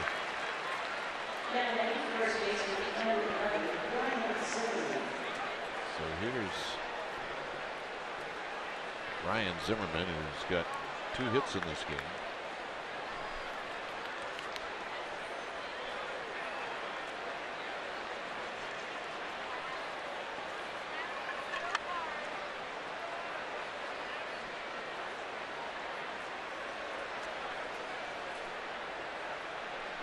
Outside to Zimmerman.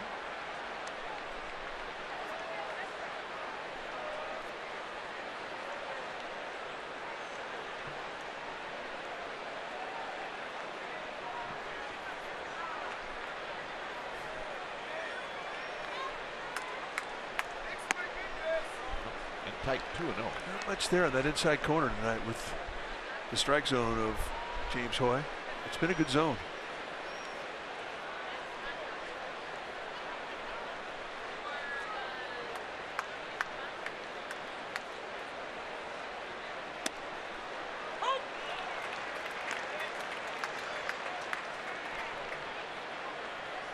Seven pitches for Cueto.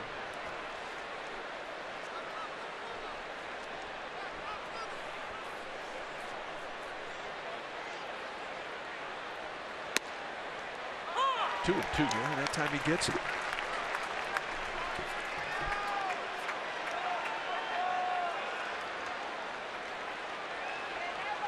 Much different Cueto now in the game at 98 pitches than we saw in the first 40 pitches.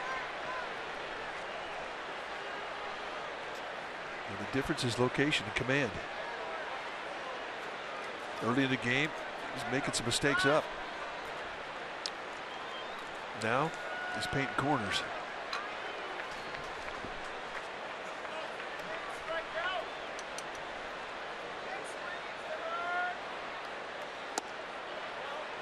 So he's been persistent to that inside corner. And Zimmerman with 2 strikes spit on that last one. Zimmerman knows his strike zone.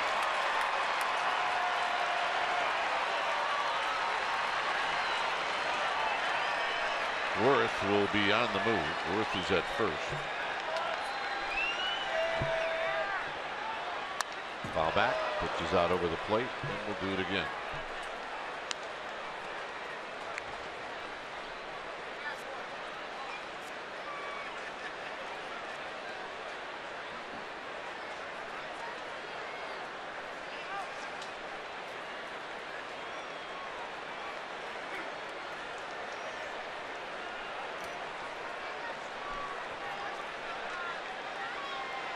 100 pitches into the night. That's the last thing he's thinking about.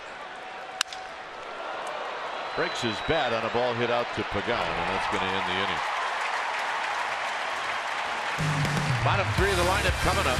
Mac Williamson to hit first.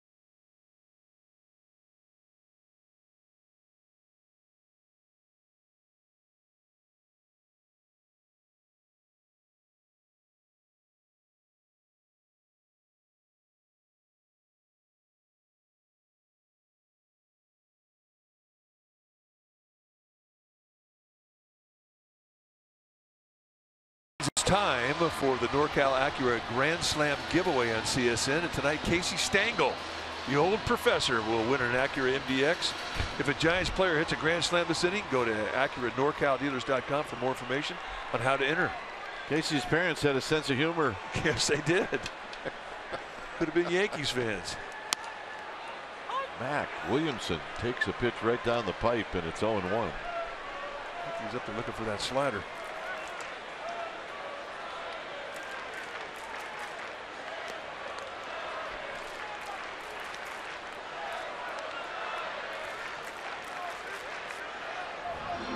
Williamson was at the plate when Crawford started to go, and then kind of got caught halfway.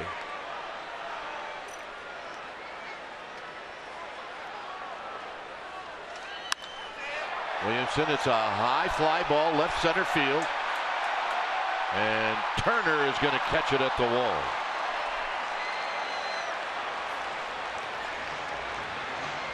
One out. A couple of days in this ballpark against the Reds, that was gone. Oh, probably 8 rows up. Tonight, this ballpark playing like we normally see it.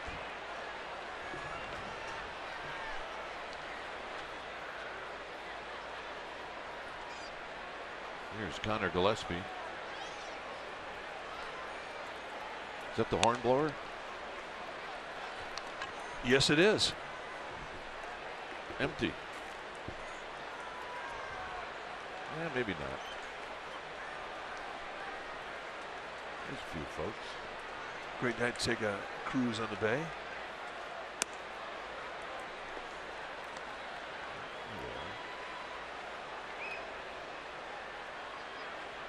Captain? I have a pilot running that ship. Here's the 2-0, and that's shot up the middle for a base hit. A nice hitting by Connor Gillespie for the Giants, their third hit. So Cueto's done. It's going to be Parker who's going to hit. There's the just dreaming. That's a good one.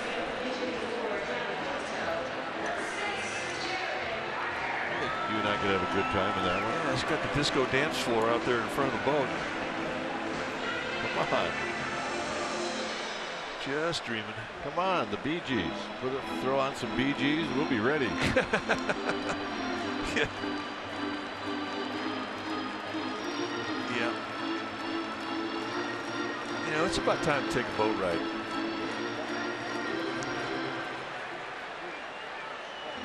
We need to call up the good ship Alpha Omega.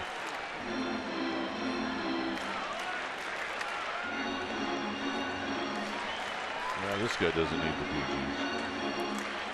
No, he's making his own music out there. Kamiko.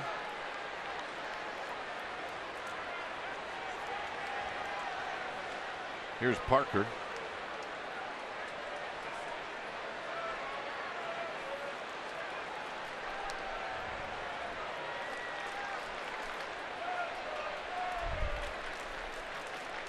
Pitch to Parker is wide.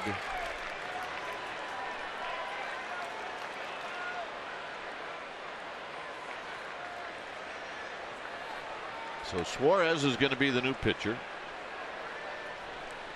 It's a 3-1 lead for the Nationals. We're in the home half of the fifth. And Parker thought about pulling the trigger. It's a ball and a strike. Man, he's still not sitting on that curveball on a 1-0 count. I mean, he's looking for something he can try and tie this game up with. And you tip your cap to a guy like Roark, who's throwing that curveball, taking away the fastball advantage.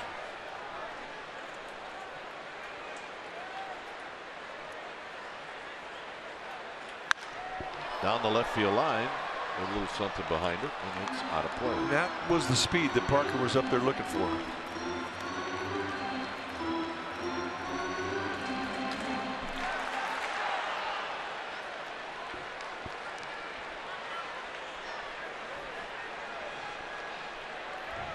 Parker's got 5 home runs on the year. He's got 11 runs batted in.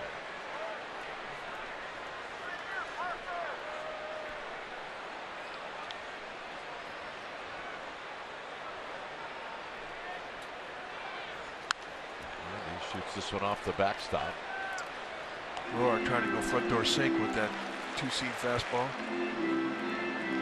Big time movement, and if you're hitting off a Roark from the left side, he'll start that thing and you swear it's going to be inside, and all of a sudden the movement snaps back into the strike zone. You got to really be careful when he challenges the inside with that 2-seamer. Don't give up on it too quick.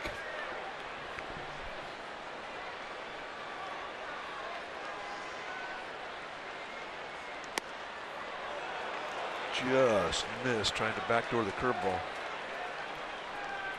Quality 1-2 pitch. Made everybody think.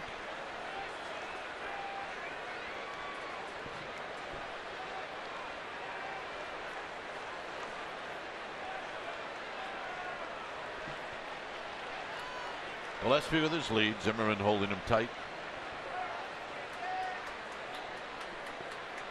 And the 2-2. High, pop up, foul, and out of play.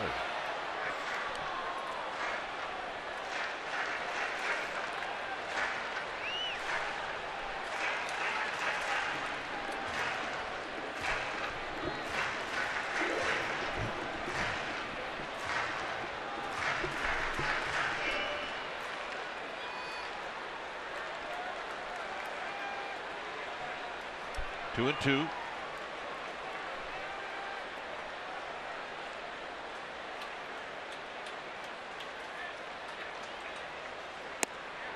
Full count. Parker's done a good job at least getting it to this point. But he has to also know that Roark's going to throw anything at any time.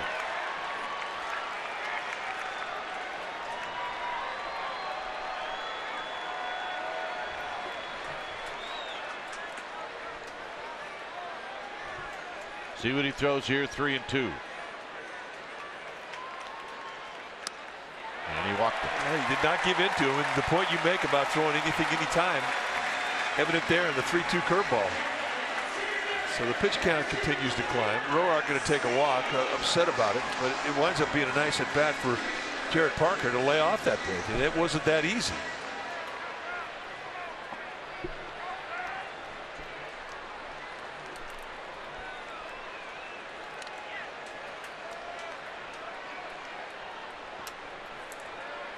Here's Denard Span, who's bounced out twice.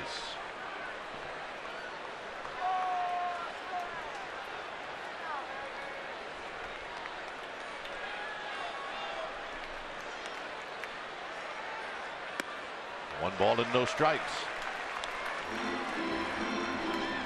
No activity in the pen right now for the Nationals, but I tell you, they're thinking about it.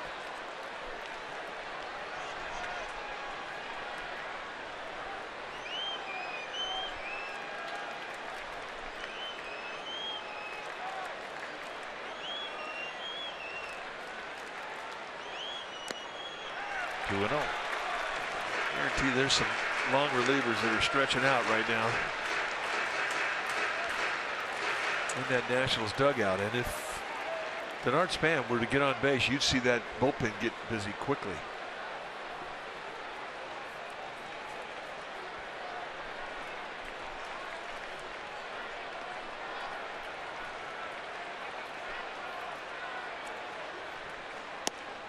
Here's a strike. 2 balls and 1 strike. Span making him work. He's taking all the way there. Teammate against former teammate. Roark going against Span. That is kind of a weird thing, especially if you have a good relationship with the guy.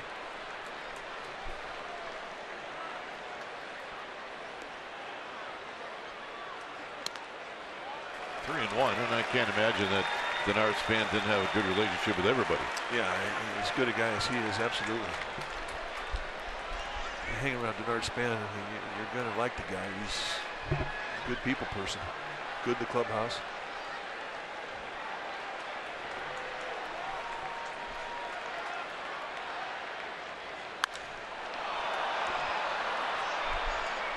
It'll be Worth who puts it away, and that came on a 3-1 count. 2 down.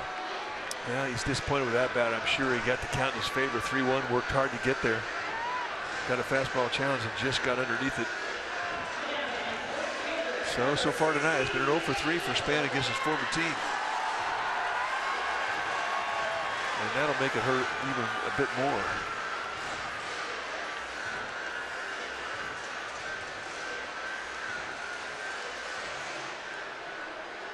So Pagan going to try and cash in here with 2 outs. He's been the Giants' hottest hitter, and it's been that way since the start of the second half of the season.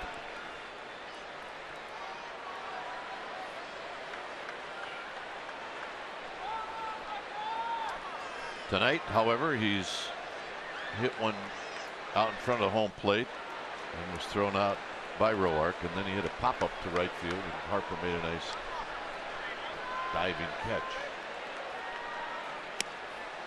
Inside corner strike, and Ramos isn't digging it, or something happened. Yeah, I think that's all about signs right there. Hey, need a big raise? KNBR. Yeah, I agree with that. We need to get that girl to represent us. A future agent.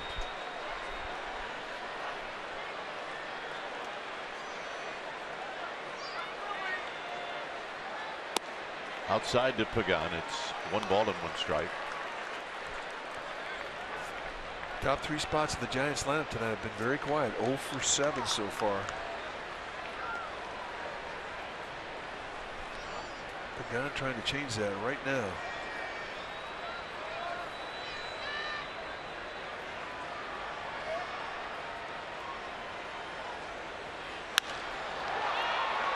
Worth. Side retired. Giants strand a pair. They've left 4 in the game, and it remains 3-1.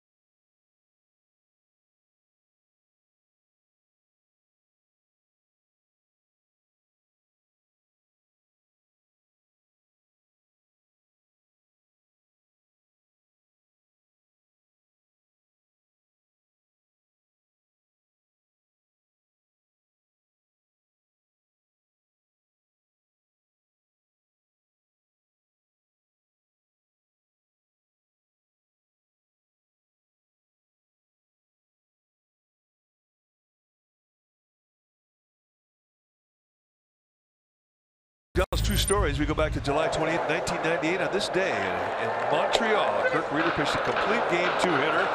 It was the third of 4 complete games for Woody. He also picked up 2 hits, including his first career extra base hit, a double, and the Giants would go on to beat the Expos 7-1. Let's go with Woody, our McDonald's true stories, one of our all-time favorite Giants.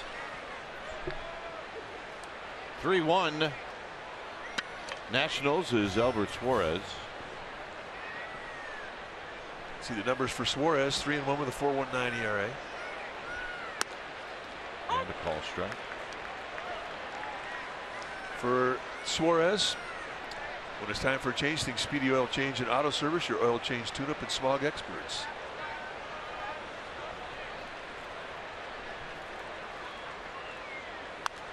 And a pop-up out of play. Suarez has really been the jack of all trades for the Giants this year. He's been a spot starter. He's pitched long relief. He's pitched short relief. Yeah, 4-pitch pitcher. Taking the spot of a guy that's now in a Nationals uniform. Yusmeiro Petit.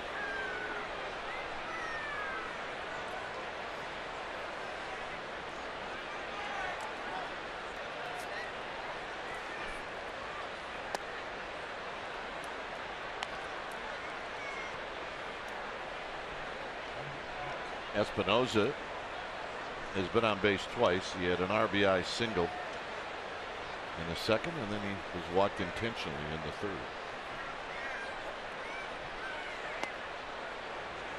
third. 2-2.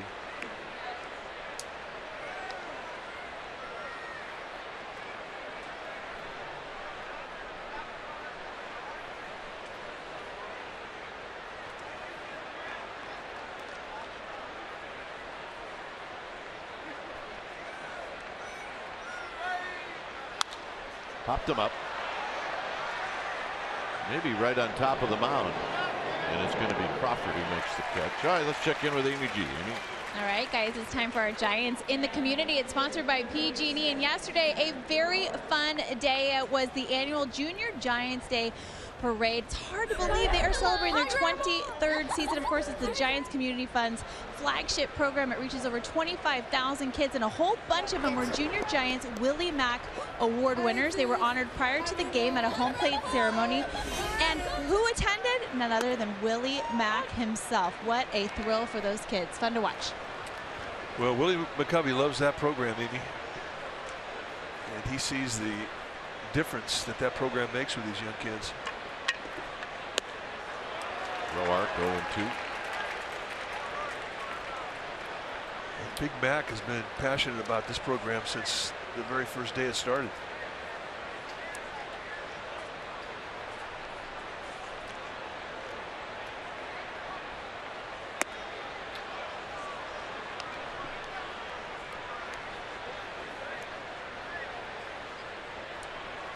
One and two. Roark punched a little single into center field in the second.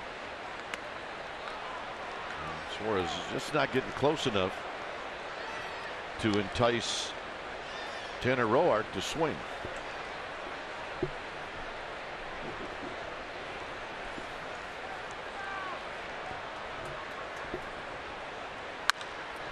This is bounce to Panic.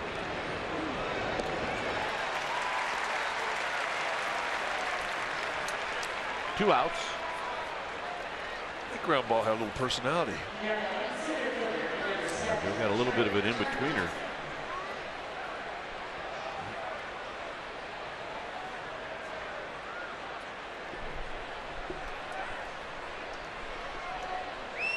Turner 1 for 3.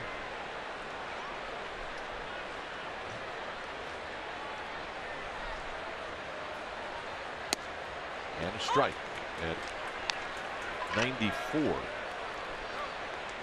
We've seen him go 95 and do it consistently in an appearance. I mean, he's got a good fastball.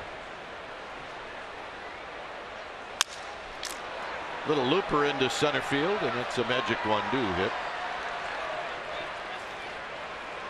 Now Turner will be off to the races with Harper on coming up.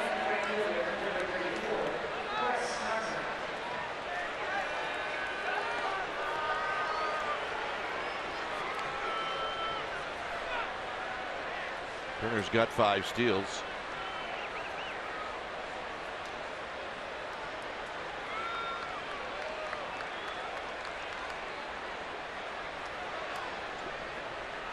2 outs. Speed at first.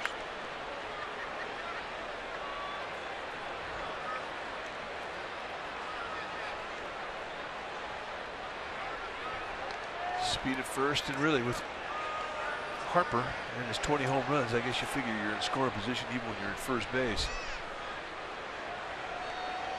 Giants are playing average depth in the outfield, and they're not backing up here.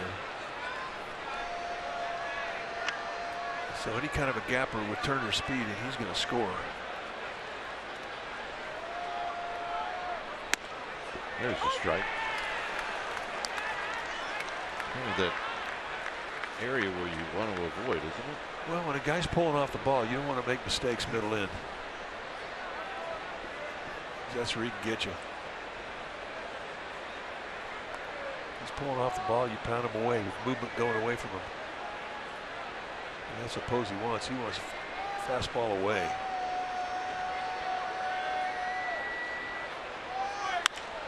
Down the left field line, that'll be a base hit. And as fast as Turner can go, this should plant a run for the Nationals. And it's 4-1. And that's the swing of the bat the Nationals have been waiting for. It breaks the 0 for streak that Harper had. He had an 0 for 19 going into that at bat.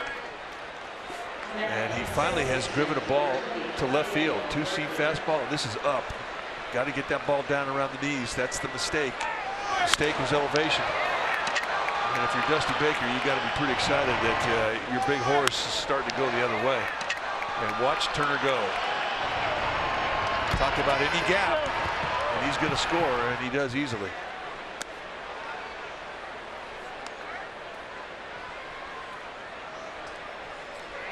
So a 2-out run for the Nationals.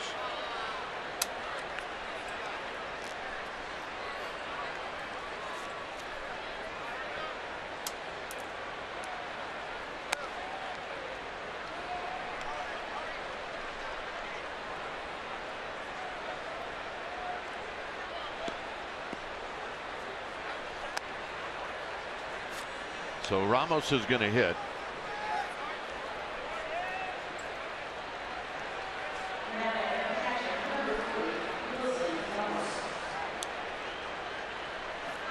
Home runs amongst catchers in the National League. Ramos on top at 15.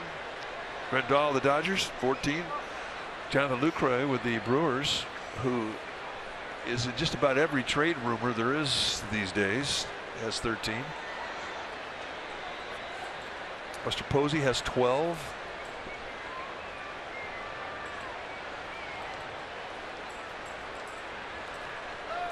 Here's Ramos.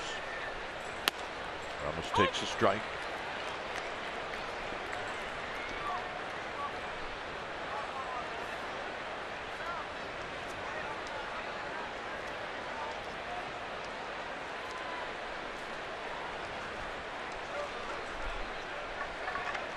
Harper at second. His RBI number 56 on the year. Murphy's at first, and there's a swing and a miss. Nothing in 2. Now, a guy swings at a breaking ball like that, you're figuring he's not seeing it at all. So, think about throwing it again. Throw it again.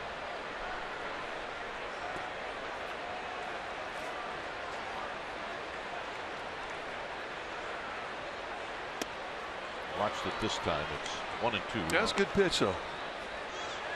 One thing you don't want to do is throw for a strike when you're heading to count 0-2.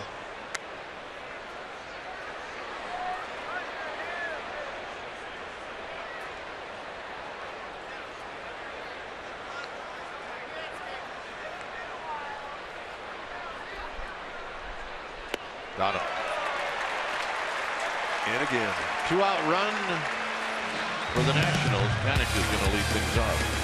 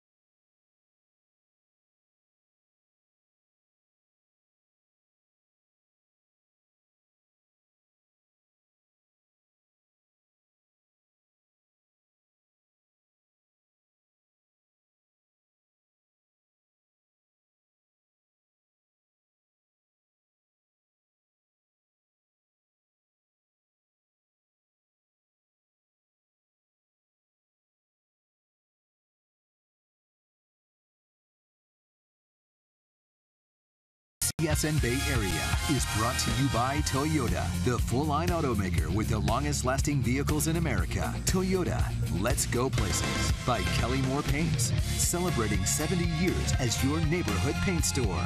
By Xfinity, X1 from Xfinity will change the way you experience TV. 4-1 Nationals here in the bottom of the 6th inning. Panik takes a strike.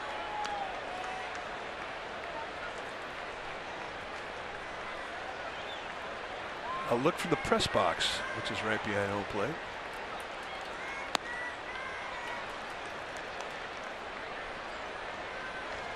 The writers section of the press box.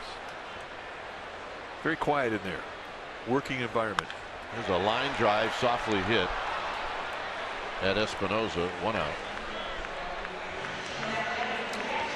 Well, join us on the Giants road trip to Paradise. It starts on November 29th. It ends on the 4th. It's in Maui. I'll be there. Mike will be there. Jeremy Appel, other players. 5 nights at the luxury Fairmont Keilani Resort. A limited number of rooms are still available. sfgiants.com/vacations. We're bringing the ukulele too. Not a problem. Posey on the ground softly to Zimmerman.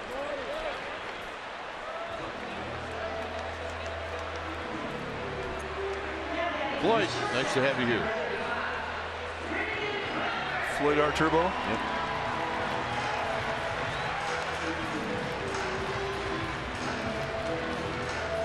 It did get a little cooler tonight. First pitch was 58 degrees. It was in the mid-90s when I left to come to the ballpark this afternoon from Danville, Walnut Creek. Here's Crawford, who tripled in the 4th.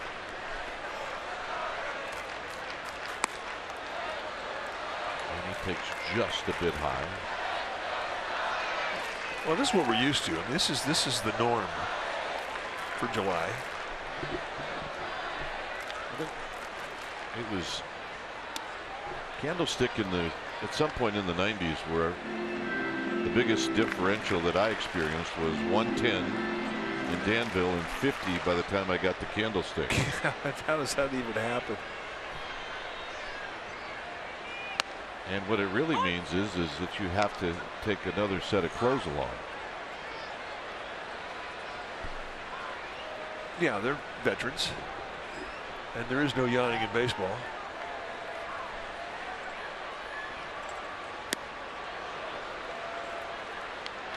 Two and two to Crawford. Giants fans have been wanting to cheer a little bit for the offense, but they haven't been able to get much going. Tanner Roark created a couple opportunities by way of the base on balls, but the Giants could not cash in.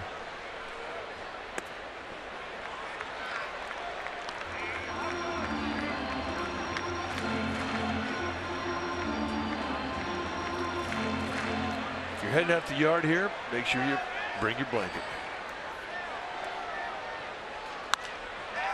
Popped up. Worth. Side retired through 6. It's 4-1 Nationals.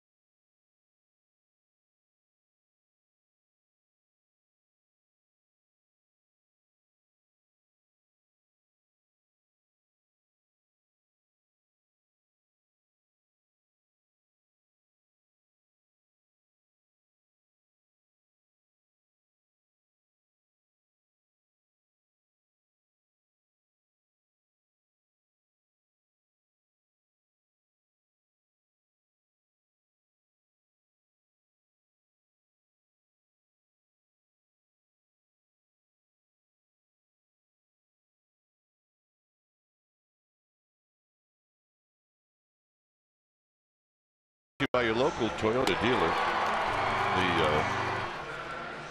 The second inning was a bit of a disaster for Johnny Cueto, although a couple of balls that really hurt him were not hit hard, but it didn't matter. The Nationals scored 3 times.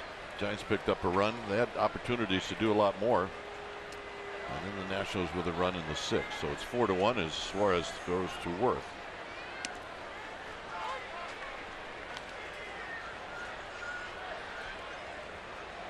Worth is 1 for 3. Good pitch, just missed. 1 ball and 1 strike.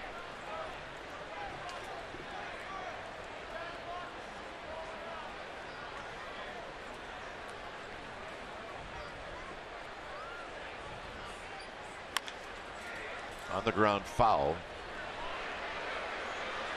Worth, a tall hitter. And he really has had a nice career. We first saw him and the very first time we saw him, he had a Dodger uniform on. Originally came up with Toronto in 2002. We saw him in 2004 when the Dodgers had him. Foul back. Then he went to Philadelphia, and that's really where he broke out, and he started putting up big numbers. Washington got him in 2011. Big free agent. 13-year veteran.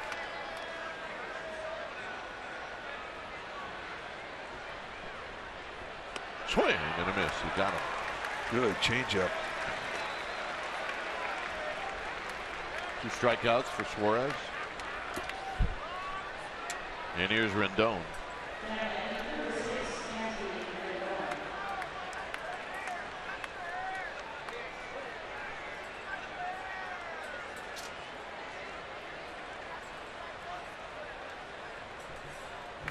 Rendon, an infield hit in the 3rd.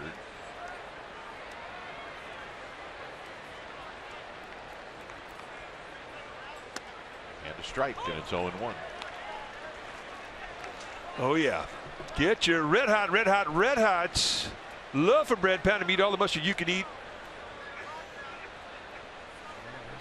Some guys eyeballing it, but just not pulling the trigger.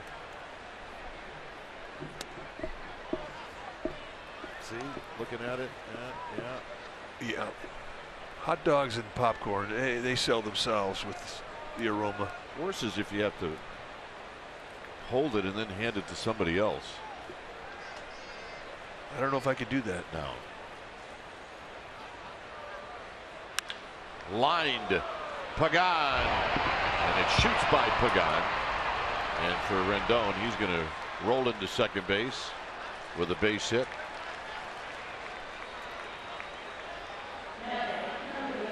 And if you just tuned in, the Giants made a trade during the game. Eduardo Nunez, an all-star shortstop, a guy that can play anywhere, is coming over here, and Giants are going to send a minor league pitcher. It's back in 2013 against Ryan Vogelsong. Nunez, who came up with the Yankees, left Earth, but he's got speed. He's got 26 stolen bags this year and 47 RBIs. I mean, he's had a very productive season. As Kite mentioned, American League All-Star.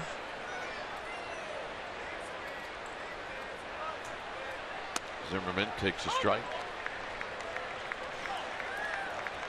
I would figure that he very well might be in the lineup tomorrow. Well, he's picking up 20.5 games in the standings.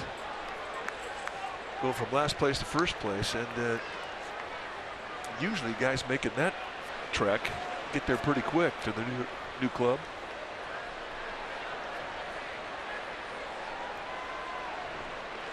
Rendon at second.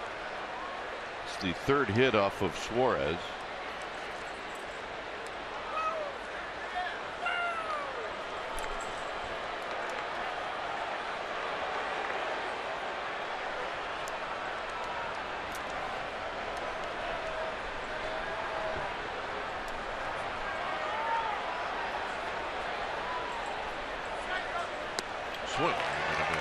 Got him.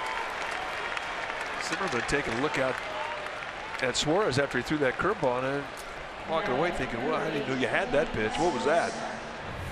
Well, good curveball way out front. And there's a look going, what was that? If you're a pitcher and you get a look like that from a hitter, that is awesome.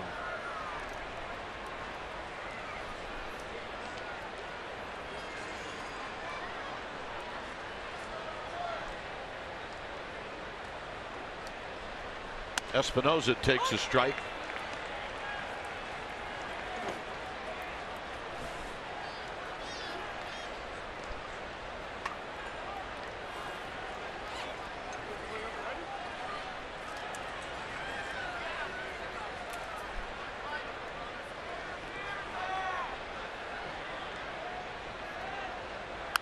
And a high foul out of play.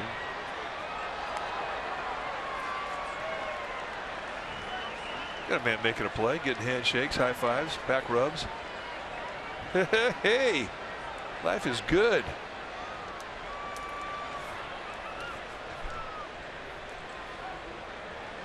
Oh yeah, he's a hit.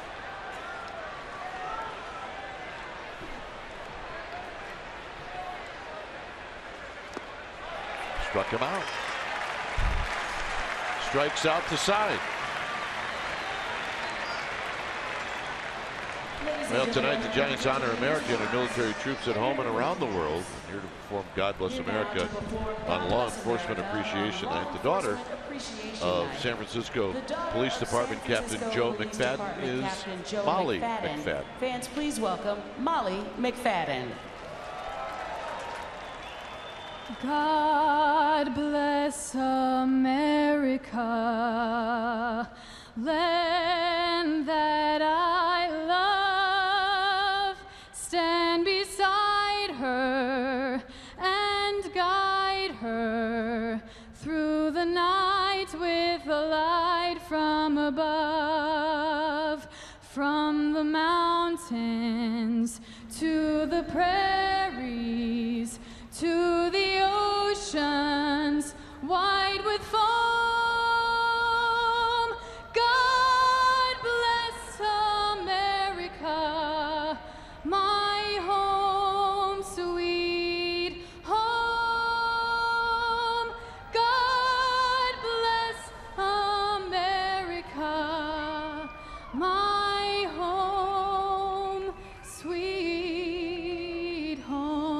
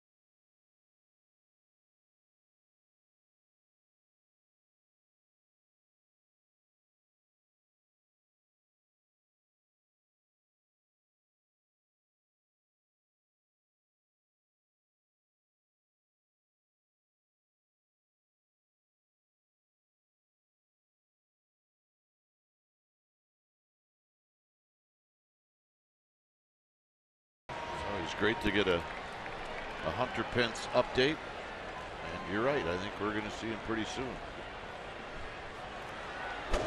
So here's Belt, and Belt takes high. Belt a walk in the second, and with a man on third and only one out, Belt struck out looking.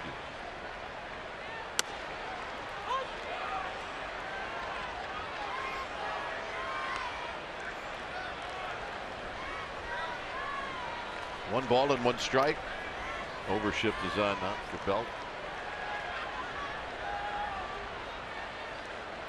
Belt puts one the other way for Worth. Worth is going to trap it down. One out. I thought for a quick second that might have a chance to fall. But Worth, once he gets those big long legs running, he can cover some ground. Belt will hit a ball the other way in the air. Rarely does he hit a ball the other way on the ground. Monto's headed down to the bullpen. Here's Mac Williamson.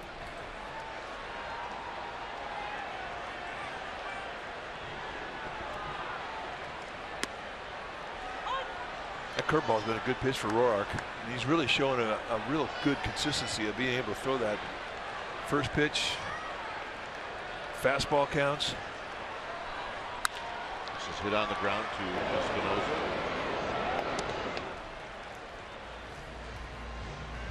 Well, Thursday, August 18th through the 21st, the Mets are coming to town. That's right. Sunday, August 21st is Pixar Day, presented by Monterey Bay Aquarium. Your special event includes a Finding Dory snow globe and a ticket to see the Giants take on the Mets. Go to sfgiants.com/special events.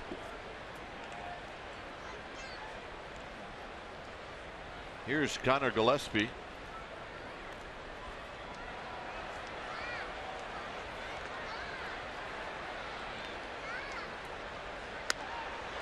Connor with a base hit in his last at bat as he singled up the middle.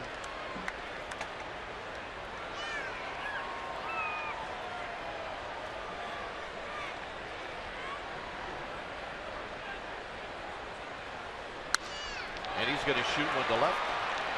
And he's got another hit as Worth knocks it down. So a 2-out single. And that's going to bring Romero Pena to the plate.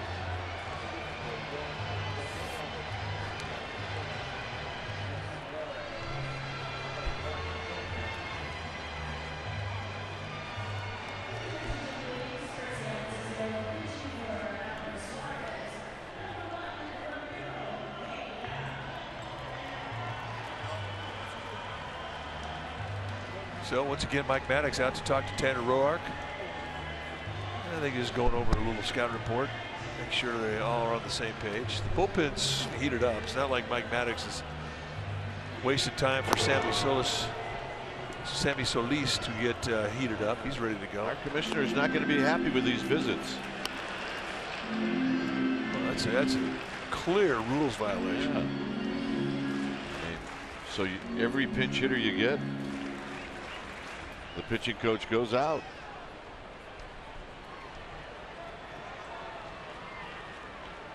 Here's Pena.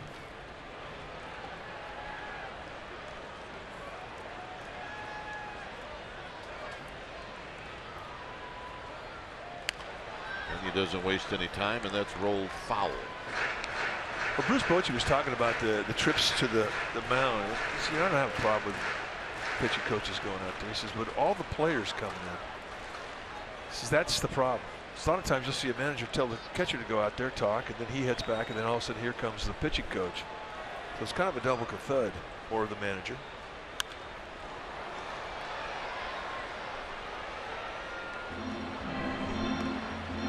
And I'm sure that he'll continue to get tweaked. Take a bow. That'll be it. Hand it off to Date. He gets it.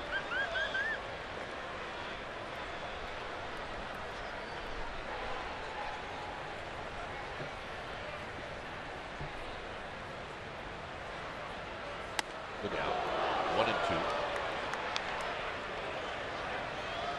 That's a pitch that says, don't be leaning on me, pal.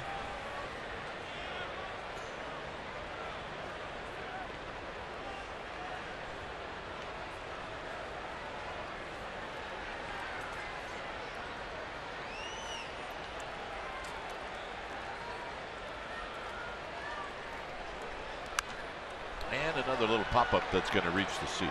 Giants are just looking to have Pena reach and then see if Span can do something. The offense has been quiet. They did raise a stir in the second. They had the bases loaded with nobody out. They did pick up a run on a ground ball.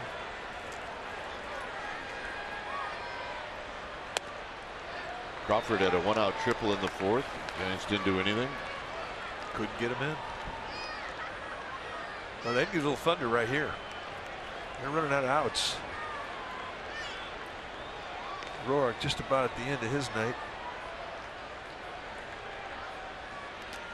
In the dirt, and now unbelievable, Gillespie got back.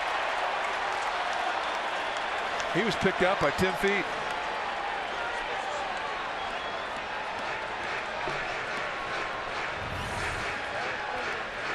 And watch what happens with Zimmerman. Just can't make the backhand grab.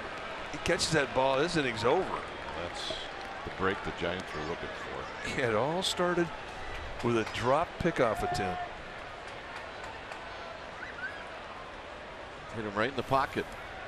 3-2. Gillespie will go. Got him.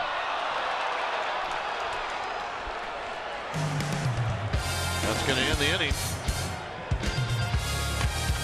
8th inning coming up.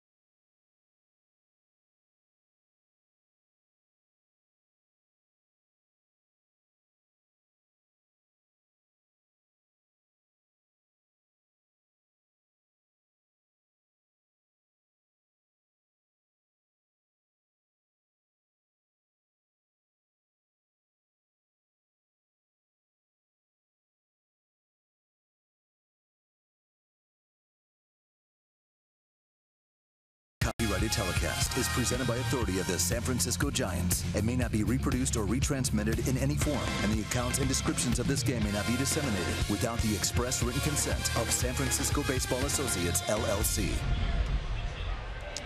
4-1 lead for the Nationals as we start out the 8th inning.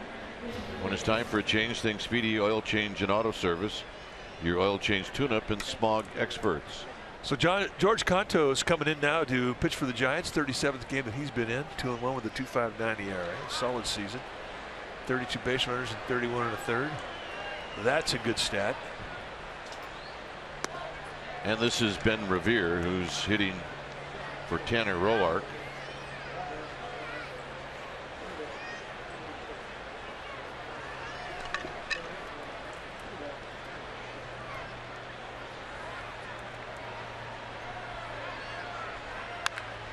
Driven into center field for Span. Let's check in with Amy G. All right, guys, the Posies doing their part in the community. They recently visited the Lucille Packard Children's Hospital at Stanford.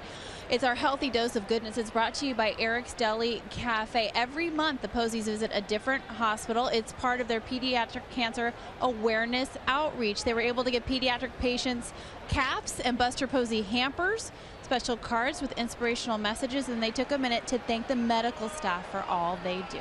Guys. The Posies. Fabulous. Here's Turner, who takes low.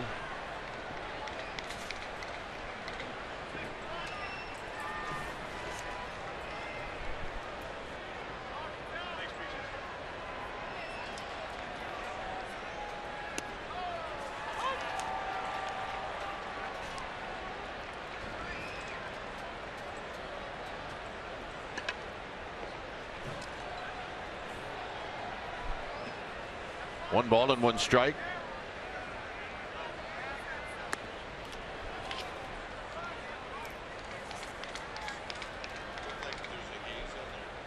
Harper chalking up.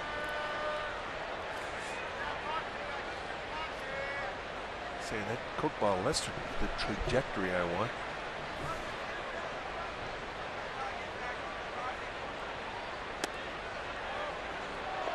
Conto said, where in the world was that? It's 3 balls and 1 strike.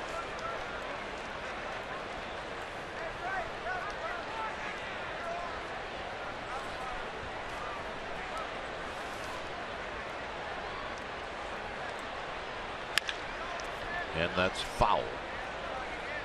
Oh, over there towards Rick Aposache, our third base ball dude. Rick, you had a chance to dive, man. Come on. Rick, a retired San Mateo police officer, 28 years of service. That's why he doesn't dive.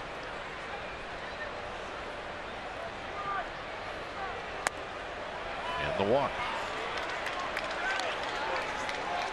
So you walk Turner, you might walk a double.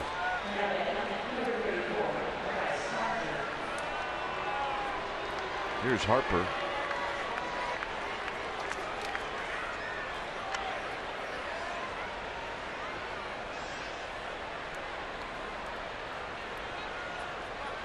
The 14th base runner for the Nationals.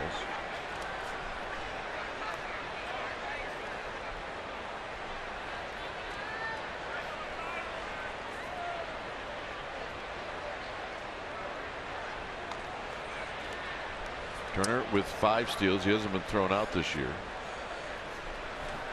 Contos is going to try to give Buster Posey an opportunity to do that.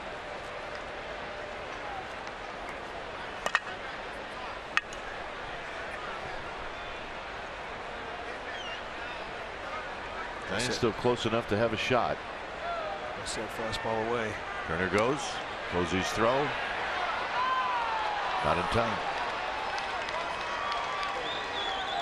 You walk Turner, you might walk a double.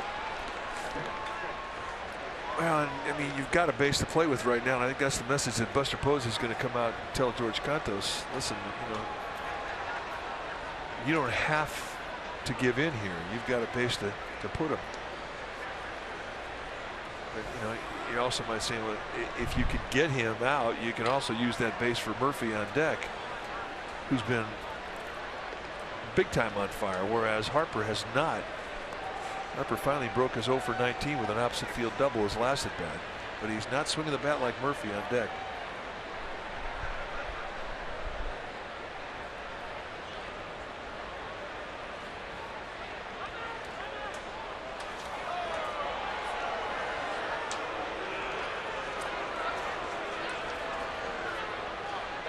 Contos has only faced Harper 1 time in his life. He's 0 for 1.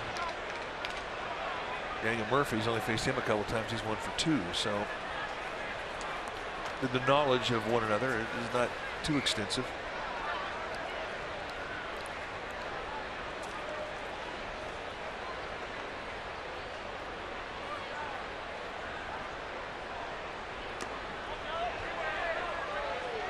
No swing. 2 balls and no strikes. Harper's got more walks than strikeouts. 76 walks on the year, 71 strikeouts. Yeah, you can thank Joe Madden for that. Joe Madden just didn't pitch to him, he just walked him. Give the Barry Bonds treatment.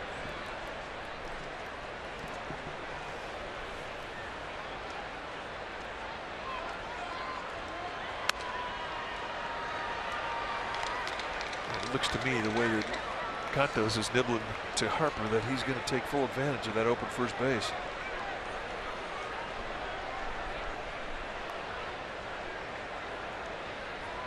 It's 3-0.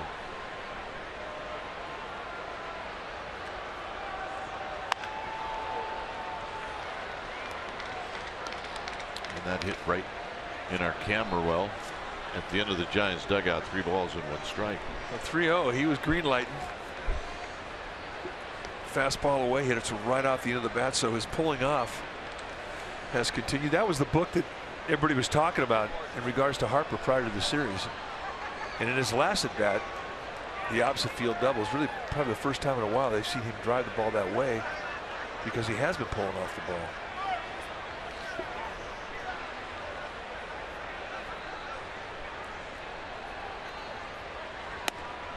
Oh! 3-2. It's backdoor slider.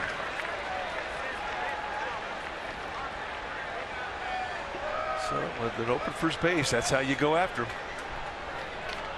Stay in the corner, make it your location. If he swings at it, he helps you.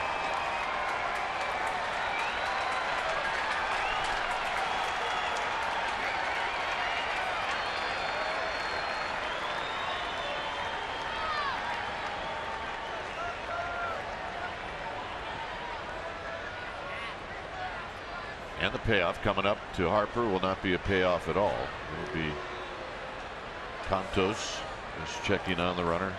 Turner.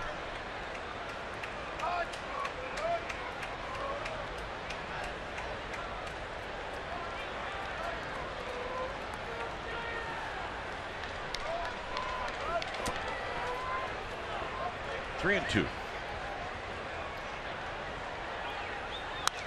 Popped him up. Posey or Gillespie. 2 outs. That's a nice comeback from Cantos down the count 3-0. Well, now you walk this guy. Now you don't have to face Murphy. He's already been intentionally walked once in this game back in the 6th inning.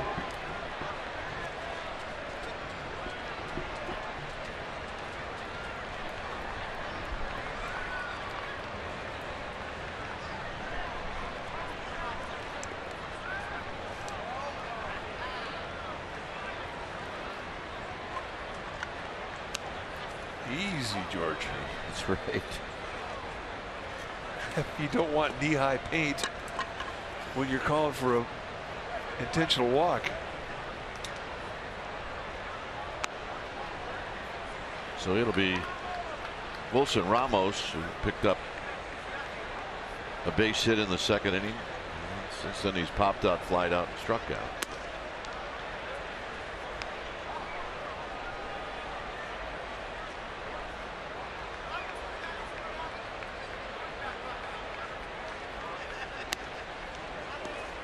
So here's Ramos.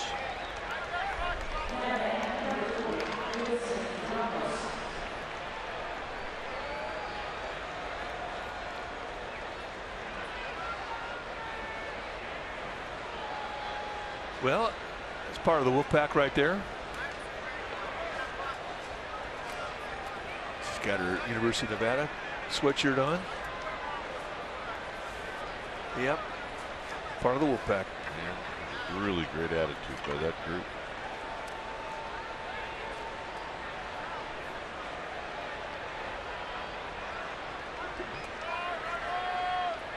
And a strike to Ramos. Cantos.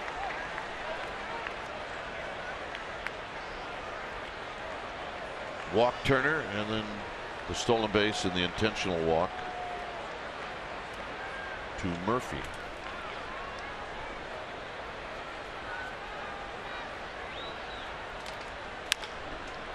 Tapped on the ground foul. It's 1-2. Or make it 0-2.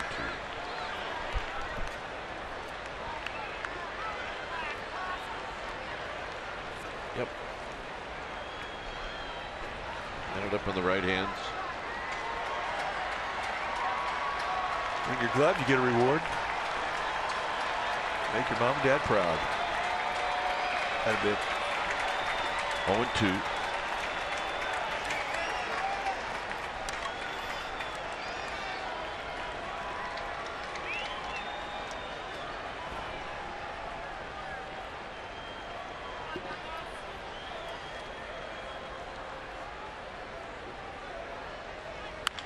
Tap to Crawford. Crawford will go to first. And that'll end the inning. So the Giants are going to come up, and they'll have the top of the order coming up to see if they can tie this game up.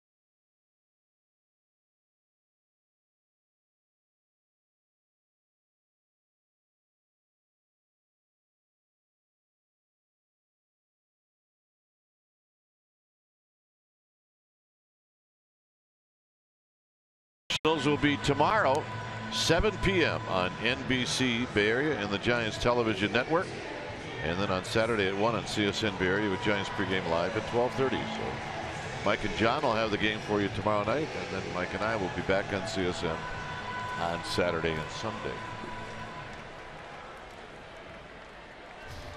When it's time for a change, think Speedy Oil Change and Auto Service, your oil change tune-up and smog experts. It's Sammy Solis. 27th game that Solis has come into.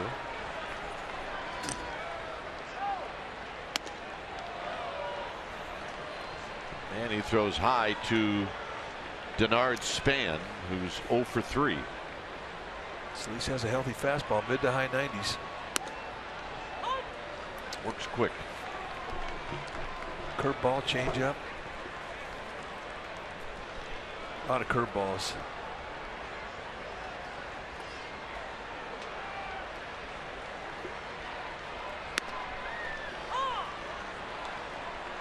So quickly, 2 fastballs, 94-95, and it's a 1-2 count. Watch the conversation that Span has. He's always got a little dialogue going as he's up there in the batter's box.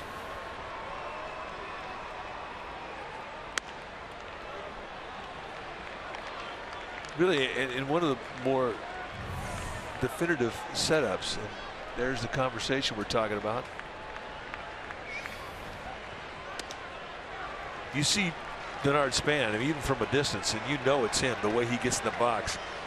Hooks that right foot, points it at this catcher. And that's his preset. Now he'll set and plant. And that's a nice start for the Giants.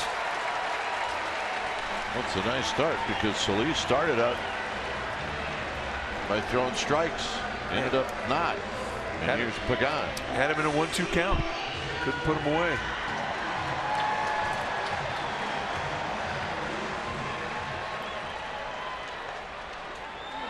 So Davey Lope standing next to Dusty Baker, longtime teammates with the Dodgers.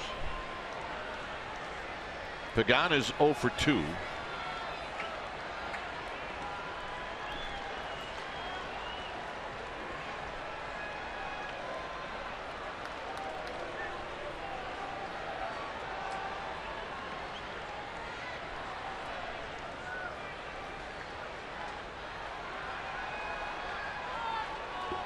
Racing in is Murphy.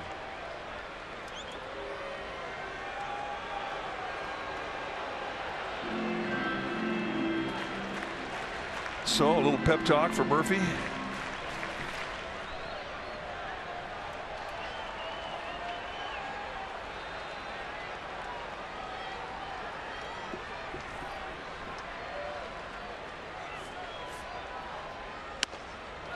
ball and no strikes. Hey, you never know, too. I mean, you get a scout report sometime from one of your teammates in the infield. They'll see something that the guy's doing at the plate that maybe you're not seeing.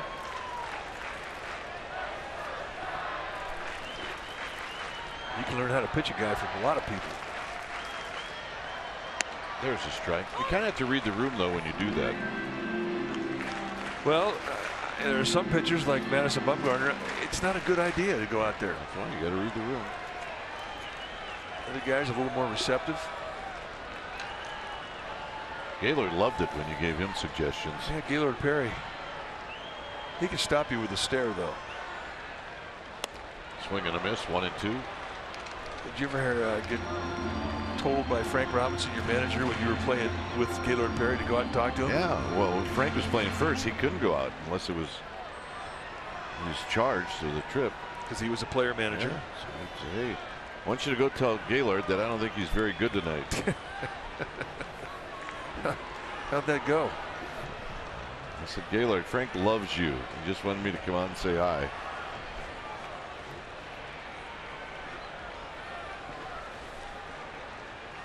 One and two to Pagan. Pagan hammers it foul. Gaylord Perry as a Giant, where he established himself. And later on this year in August, we come back off this next road trip, they're going to put his statue up to honor the Hall of Famer.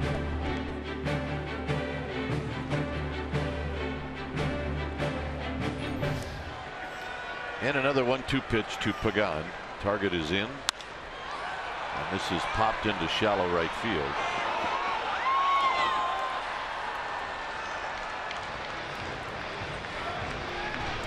Here's Panic.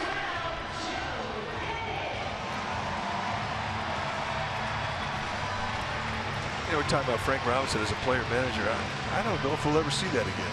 Maybe not. Probably not.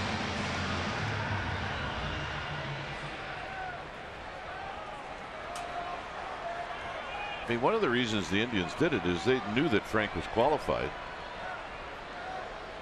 but also they thought it would be a huge draw. Panic takes a strike, and I don't know how many more people that pulled in, but it was something that had to be done.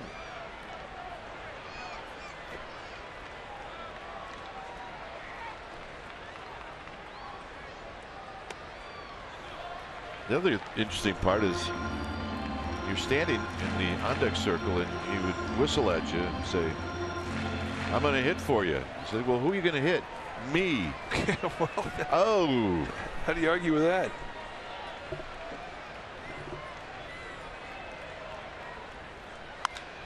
Panic pops it up. It's Turner. 2 outs. And here's Buster Posey.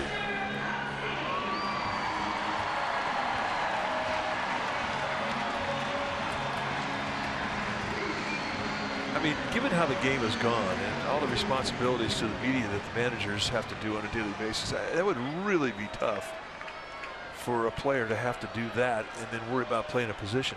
Right. Well, and remember, there was the designated hitter. Yep. And Frank didn't play all the time. I mean, he rarely played the field. Outside to Buster Posey, 1 ball and no strikes. When he did, he was either at first base or just occasionally he would run out and play left field.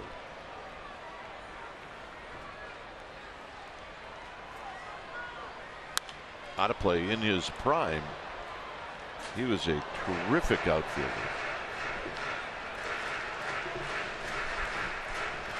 Well, one good thing about being the player manager coming out of spring training, you know you're going to make the team. Yeah.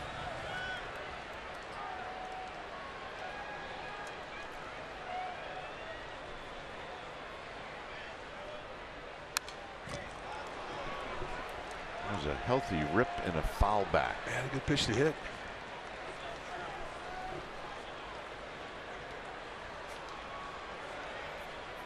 That's when you see it, you miss it, you want to see it again immediately.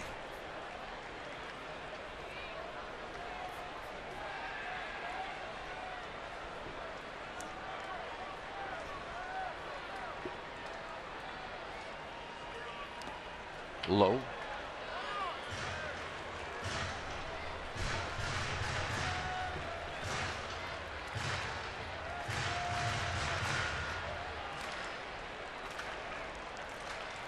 Torrey, Kessinger, and Rose. Player managers after Frank. Down low, 3-2. I forgot that Don Kessinger did it. Yeah, with the White Sox.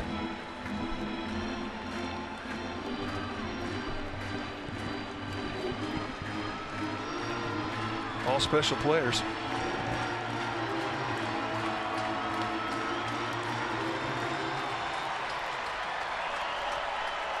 Three and two.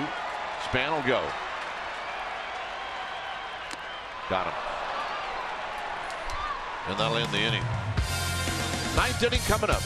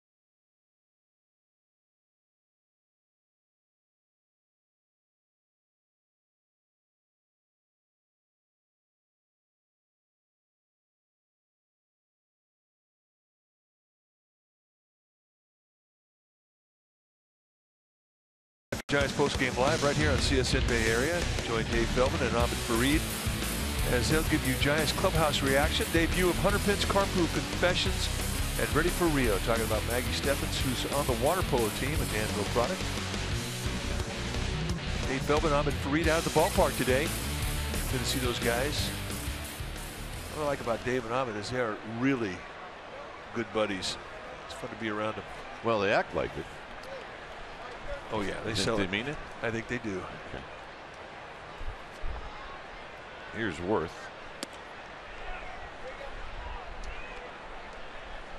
Worth 1 for 4.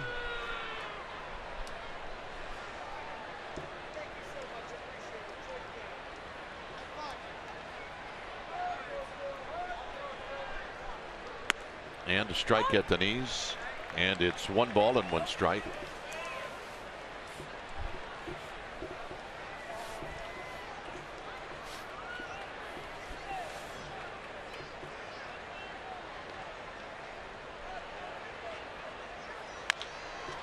And that is tapped foul. Whoa, whoa.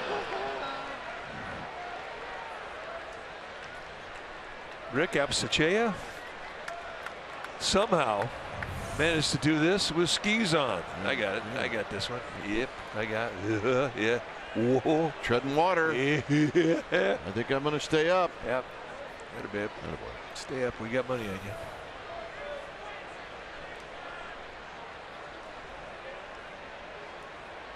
Looked like Dave Fleming last night at the slumber party. See Dave today? A little tired. Oh, a little tired? Didn't get a lot of sleep last night. Last night they had a slumber party here at the ballpark, and almost all of the outfield was covered with tents. And there's Dave. Dave was there with his wife Jess and his 3 children,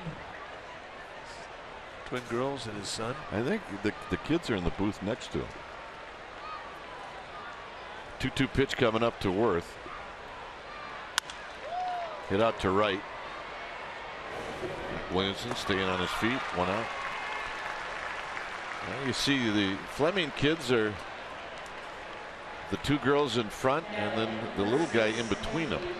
That's David Jr., the one that kind of looks like Dave. Well, the girls kind of look like Dave too. Yeah, they do. Katie and Carter. But they were the ones at the slumber party. Dave knows the deal. If you keep the camera on long enough, one of the 3 is going to embarrass the family. Well, that's their job at that age.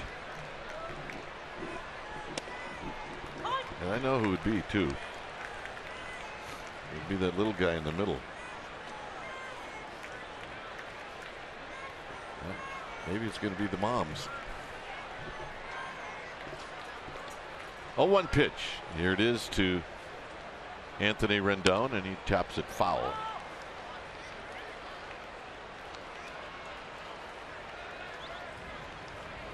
I talked to him last night. Dave, when he was camping out? Yeah, I called around 9:30. About the time I was going to bed. Yeah. And he said, no, it's, you know, we're doing okay, but I've got to kill another 2.5 hours. Well, lights go out at midnight at the slumber party. Well, they're doing pretty good.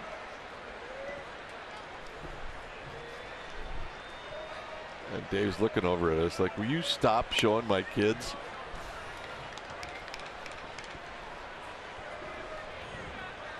Well, that's not going to stop us.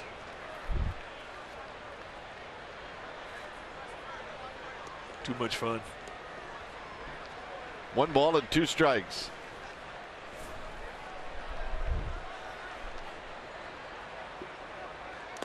In the dirt, 2-2.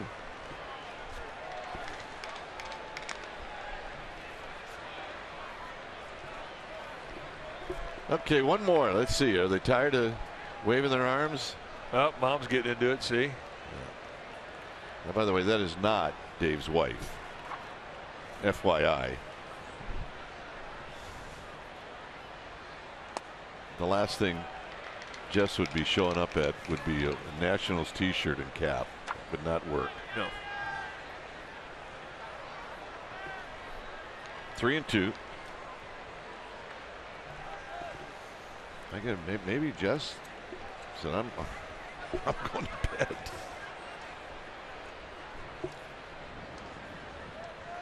Contos take a little time. But do you think they were fired up packing for that? Oh, absolutely. And the walk.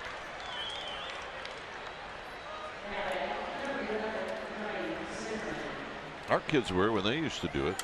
Yeah, they were 26 years old. That's right.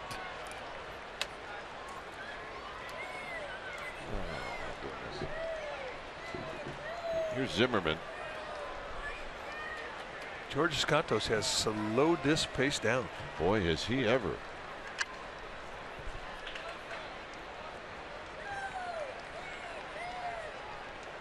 Cantos walked 2 in the 8th, 1 intentionally. 0-1 to Zimmerman. It's a good thing about that slider that George has. I mean, that's a good pitch for him to not only get a strikeout, but to get a ground ball.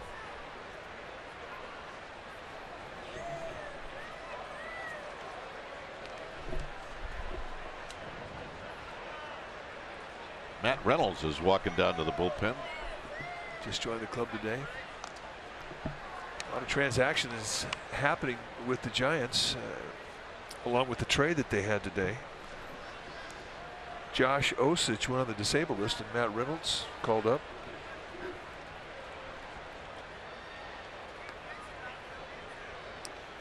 I've seen Matt Reynolds in the National League West with the Rockies and with the Diamondbacks. Oh yeah, he's got over 4 years of experience in the big leagues.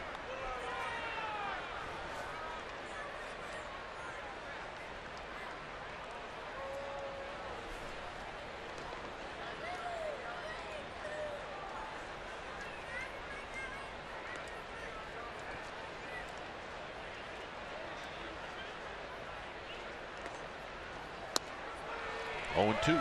2 good sliders, 2 swing throughs.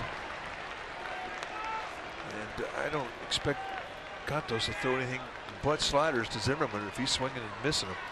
The guy's not fouling him off, just keep pumping at him. Not seeing him.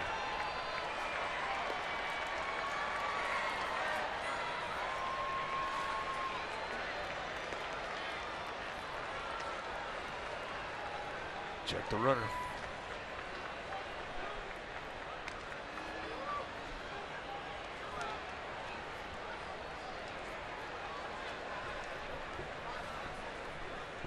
Espinosa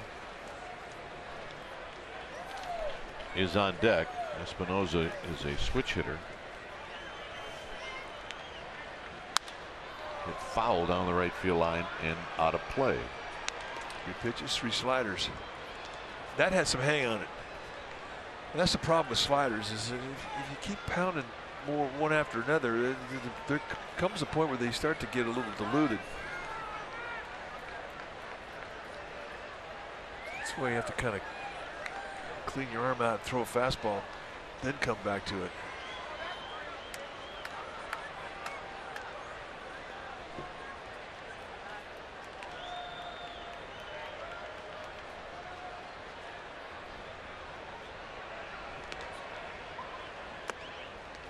One ball and 2 strikes.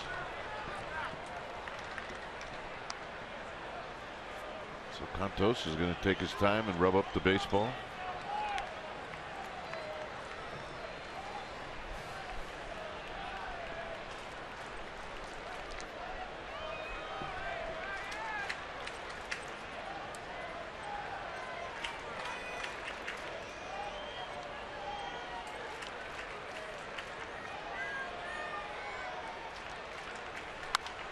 Out of play.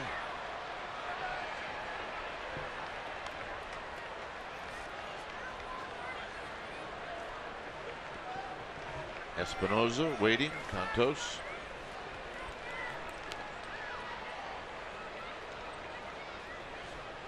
Has now thrown 37 pitches.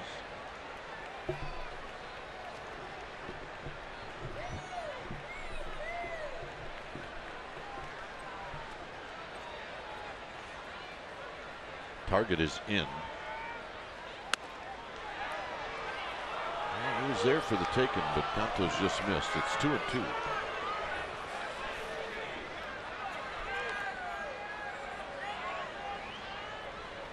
Now the fastball inside definitely sets up that slider away.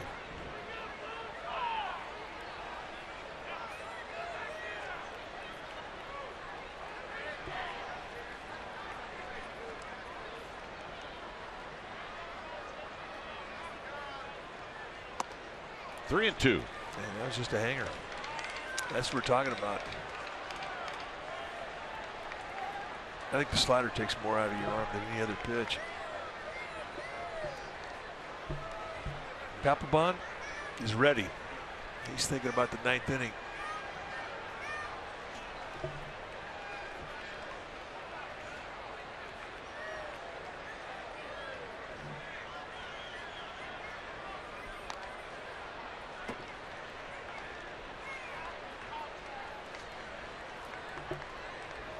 Rendon is your base runner. 11 hits for the Nationals. The Giants with just 4. Gillespie's got 2 of the 4. Runner goes. Swing and a miss. Stolen base for Rendon, his 11th. So Zimmerman is out.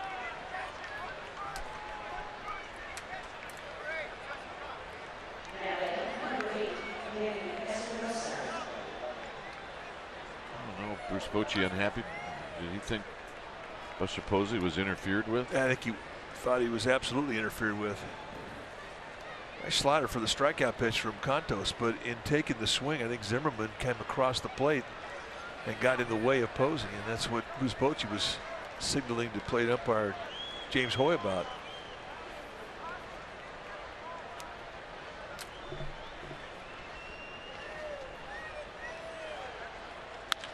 Up the middle. Panic. That'll end the inning. So here we go. It is the bottom of the ninth. Crawford, Belt, and Williamson. It's 4-1 Nationals.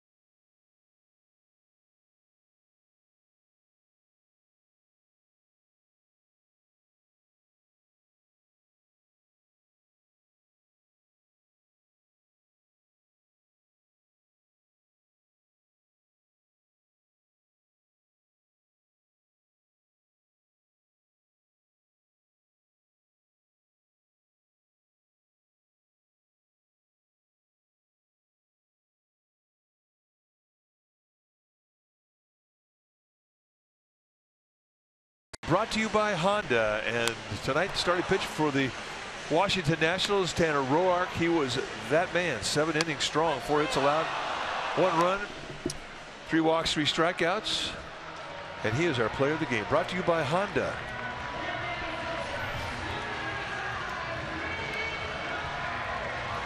When it's time for a change, think Speedy Oil Change and Auto Service, your oil change tune-up and smog expert. Jonathan Papelbon, the new pitcher for Dusty Baker, the closer. 19 saves on the year. 30 strikeouts at 32 1/3. How does he do it? He's got a fastball in the low 90s. He's got a slider and a split.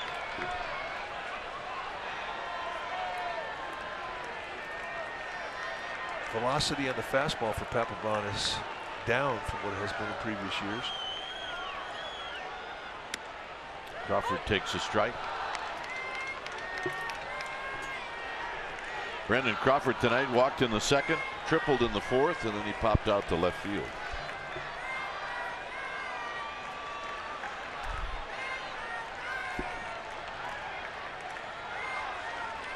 And the next pitch is high to even the count.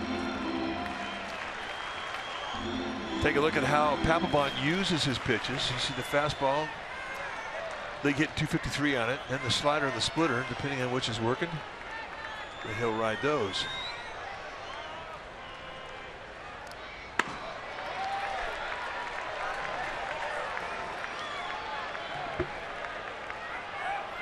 First saw Papelbon come up with the Red Sox, and he was a blazer. He was mid to high 90s with the fastball. Split, really nasty stuff. Basically the same 3 pitches he's throwing now. Fastball, sliders, split.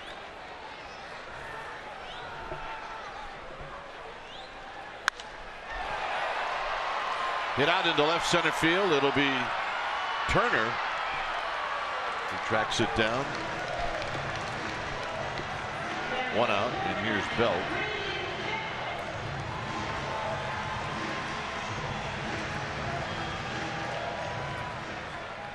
I don't know if this is a little motivation from Dusty Baker. Well, it's something that definitely goes noticed by the reliever out there, your closer.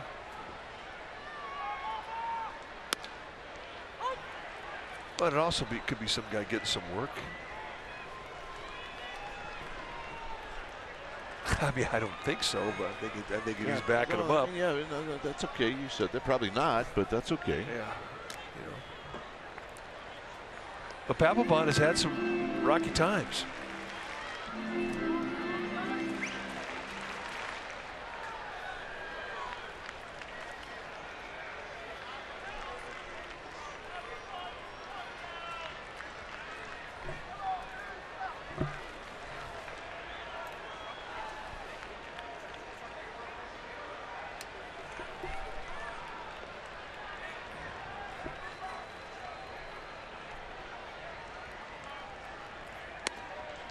Belt takes another strike. It's 1-2.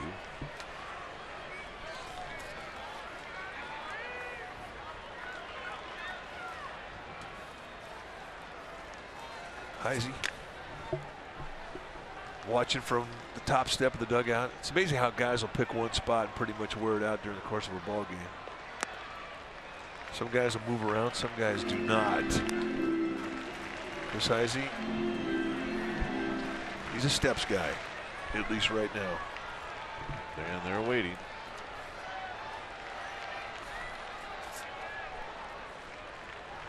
Overshift is on for Belt.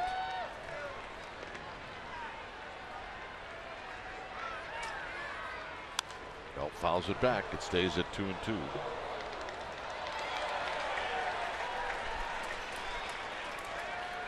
All right. Adam played right. Hey, he leaves early. He didn't get that play. Yeah, he's holding out hope.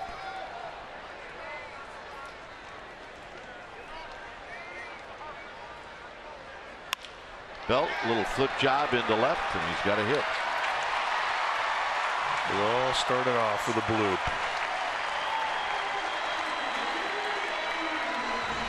So here's Matt Williamson.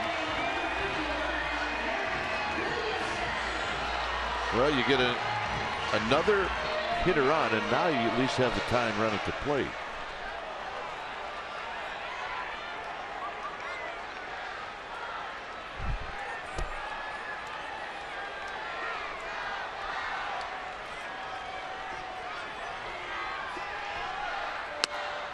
And a strike to Mac Williamson.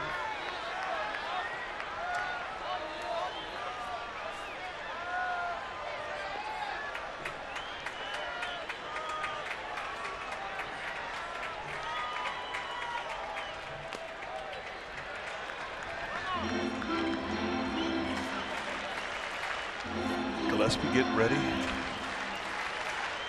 Would love to hit with a couple guys on, or love to hit down one run.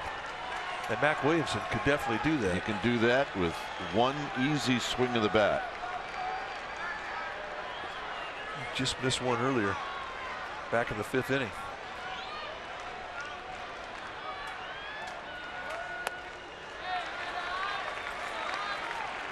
Papelbon, if you're wondering how many home runs he's given up this year, given up 2 in 33 innings.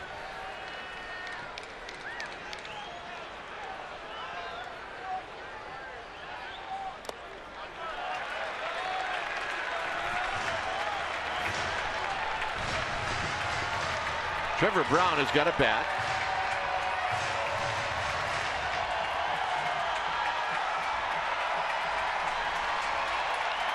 That's the look of concern from Dusty Baker. Healthy rip. It's 3-2. That is a healthy rip. He had both cheeks into that hat.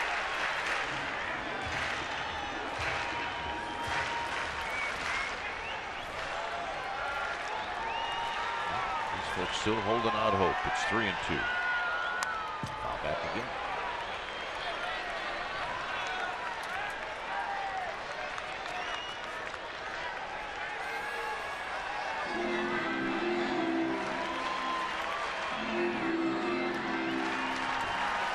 Yep, she's got her rally hat on.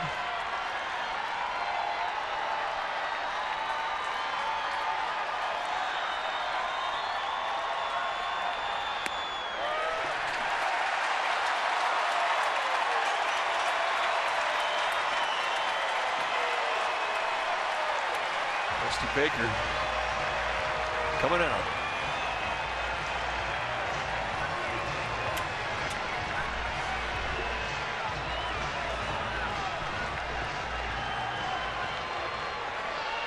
So, Dusty Baker coming out. We got a lefty coming in.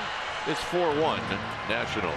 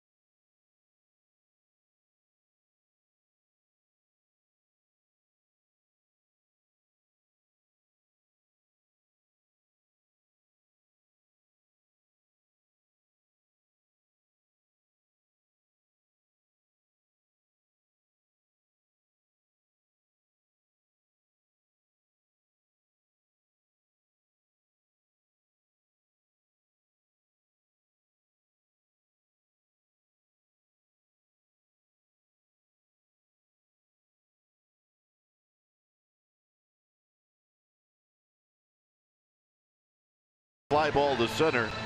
Belt with a bloop single, and then Williamson with a nice at bat as he takes a walk. And now Bruce Bochy's got an issue with something.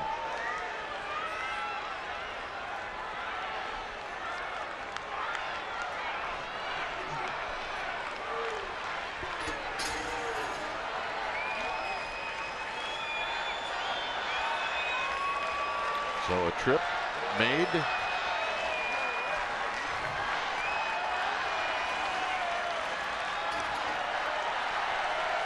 So here's Brown.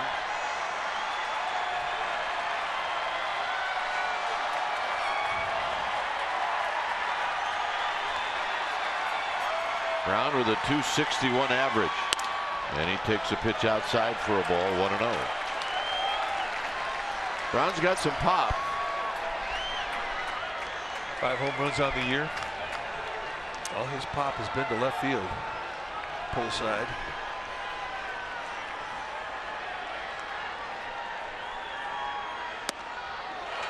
Two 2-0.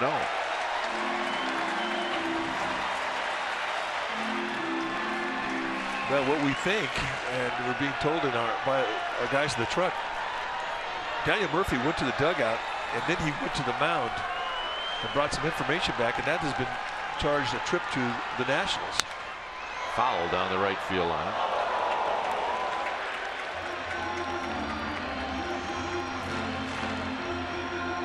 Seriously, give the ball up. What is that all? Did he not give it up? No, he didn't. Put it in his back pocket. He's taking some heat now for it, as he should. 2 balls and a strike.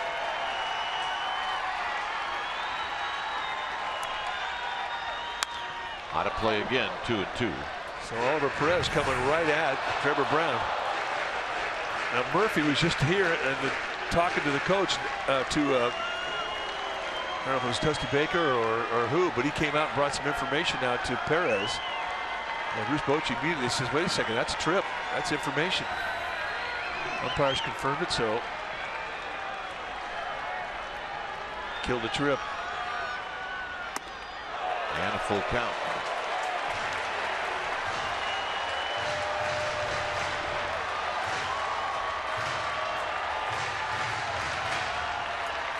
Sean Kelly, who has been the setup man for the Nationals. Ready. Here's the payoff. High and foul and out of play. So a nice swing by Brown to spoil a good pitch. Yeah, that was a perfect pitch. Mid-90s gas on the outside corner to knees. That's not something you're going to knock out of the ballpark. Oliver Perez paints him with a two-seam movement right in the outside corner. So from Brown's perspective, he just fought off some fuzz, and he lives to see another pitch.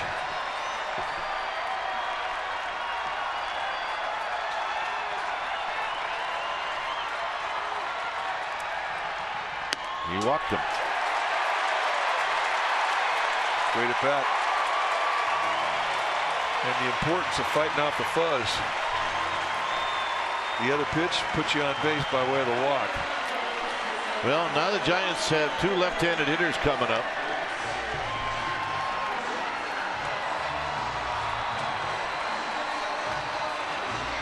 This is Gregor Blanco. And this is all that's left on the Giants bench. Now, along with the mid-90s fastball you get from Perez, you see a hard slider, and you're going to see a lot of those with the left-handed hitter up. On the ground, knocked down by Rendon. And they get the... No, everybody's safe! And it's a 4-2 ball game.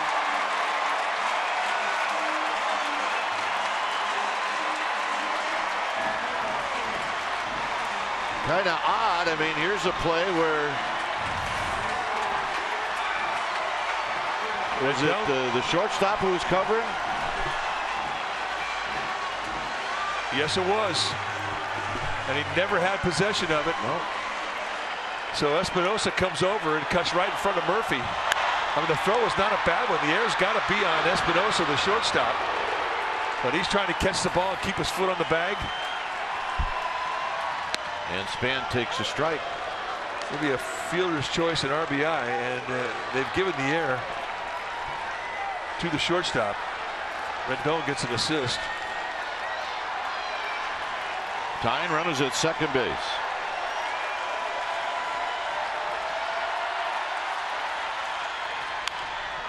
High and foul, and it's 0-2. It's such a different angle for an infielder to take the throw when you're coming from short. And I think the throw was going to Daniel Murphy. I think you're right. Well, Span can really hurt his whole team right here. Fouls it back. It's a quality breaking ball. And another nice job of fighting off the fuzz.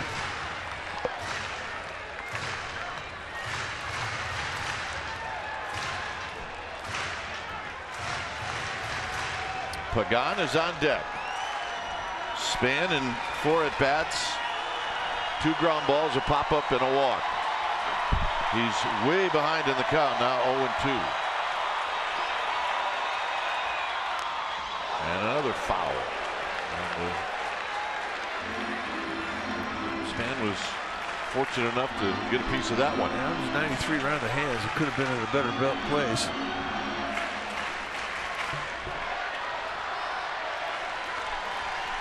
Nationals have pulled the outfield in a few steps, and they're really anticipating that Span's going to left field with this. They know him. They had him.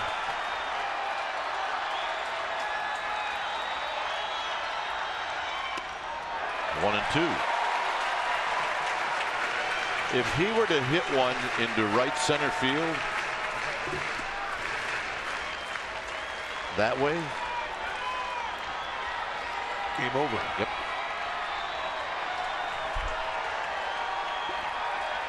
One and 2. Got him. Good breaking ball from Perez. So he gets the strikeout. Just a really flat, hard breaking slider. And Span could only get a piece. And that's going to be it for Perez.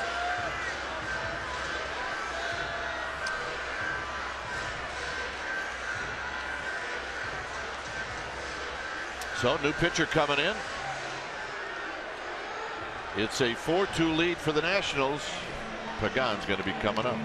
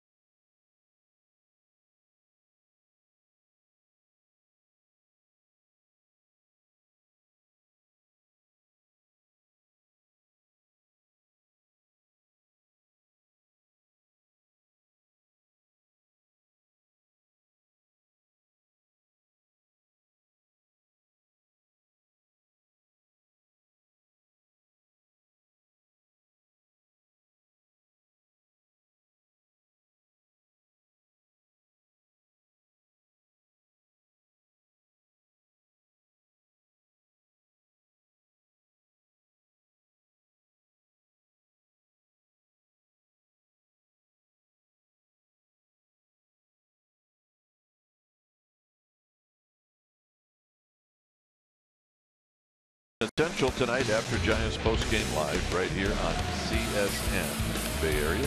Feldman, Fareed. Reaction to this game. You get the debut of Hunter Penn's Carpool Confessions. And ready for Rio. So here's Pagan. Pagan is due. He's 0 for 4. And he's facing that guy. Sean Kelly, new pitcher for Dusty Baker. 43rd time he's come in. 58 strikeouts against 7 walks and 37 2/3. You're going to see low to mid 90s with the fastball velocity and a hard slider. From a high 3/4 release, he's got some straight downward bite on the slider. Very shallow and right is Harper. And the same really for Turner. And there's a pitch down low. Truly Harper and Turner playing there to keep Brown from scoring on a base hit. When you jam the outfield like that, you do expose yourself to a gap.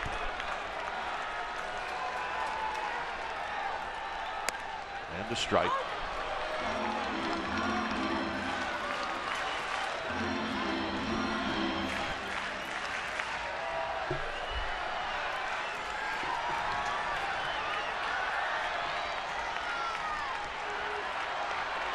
One and one to Angel Pagan. And it's foul. It's 1-2. You got a breaking ball.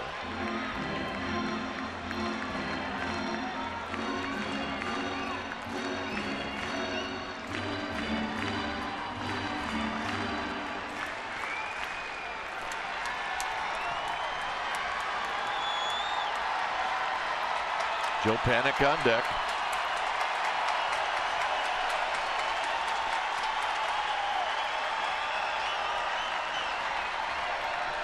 Kelly ready. Foul back. And a pretty good rip. Yeah, he was on it. He was not fooled by the slider. Went right down and in. You can see the eye of the slider.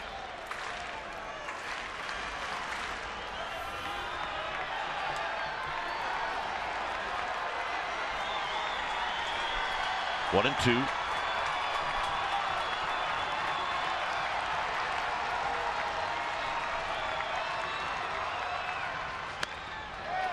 Outside, 2 balls, 2 strikes. Put you back there at 95.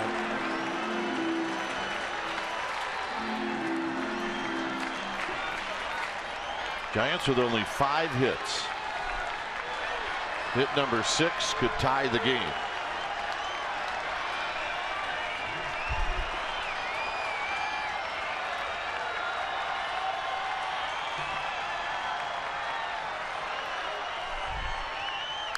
Foul back.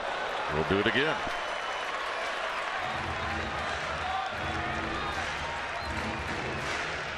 They're pretty on the base pass, going to get a 2-out jump. The best arms that are in the outfield for the Nationals are in left field and right field. Worth in left field's got a very strong arm. Harper has a cannon in right.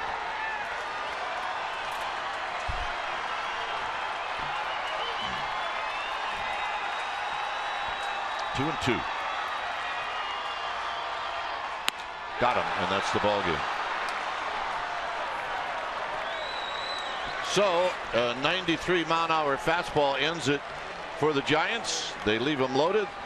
They make it interesting in the ninth, but in the end the Nationals beat the Giants, and they do it tonight with really the 3 runs in the second inning.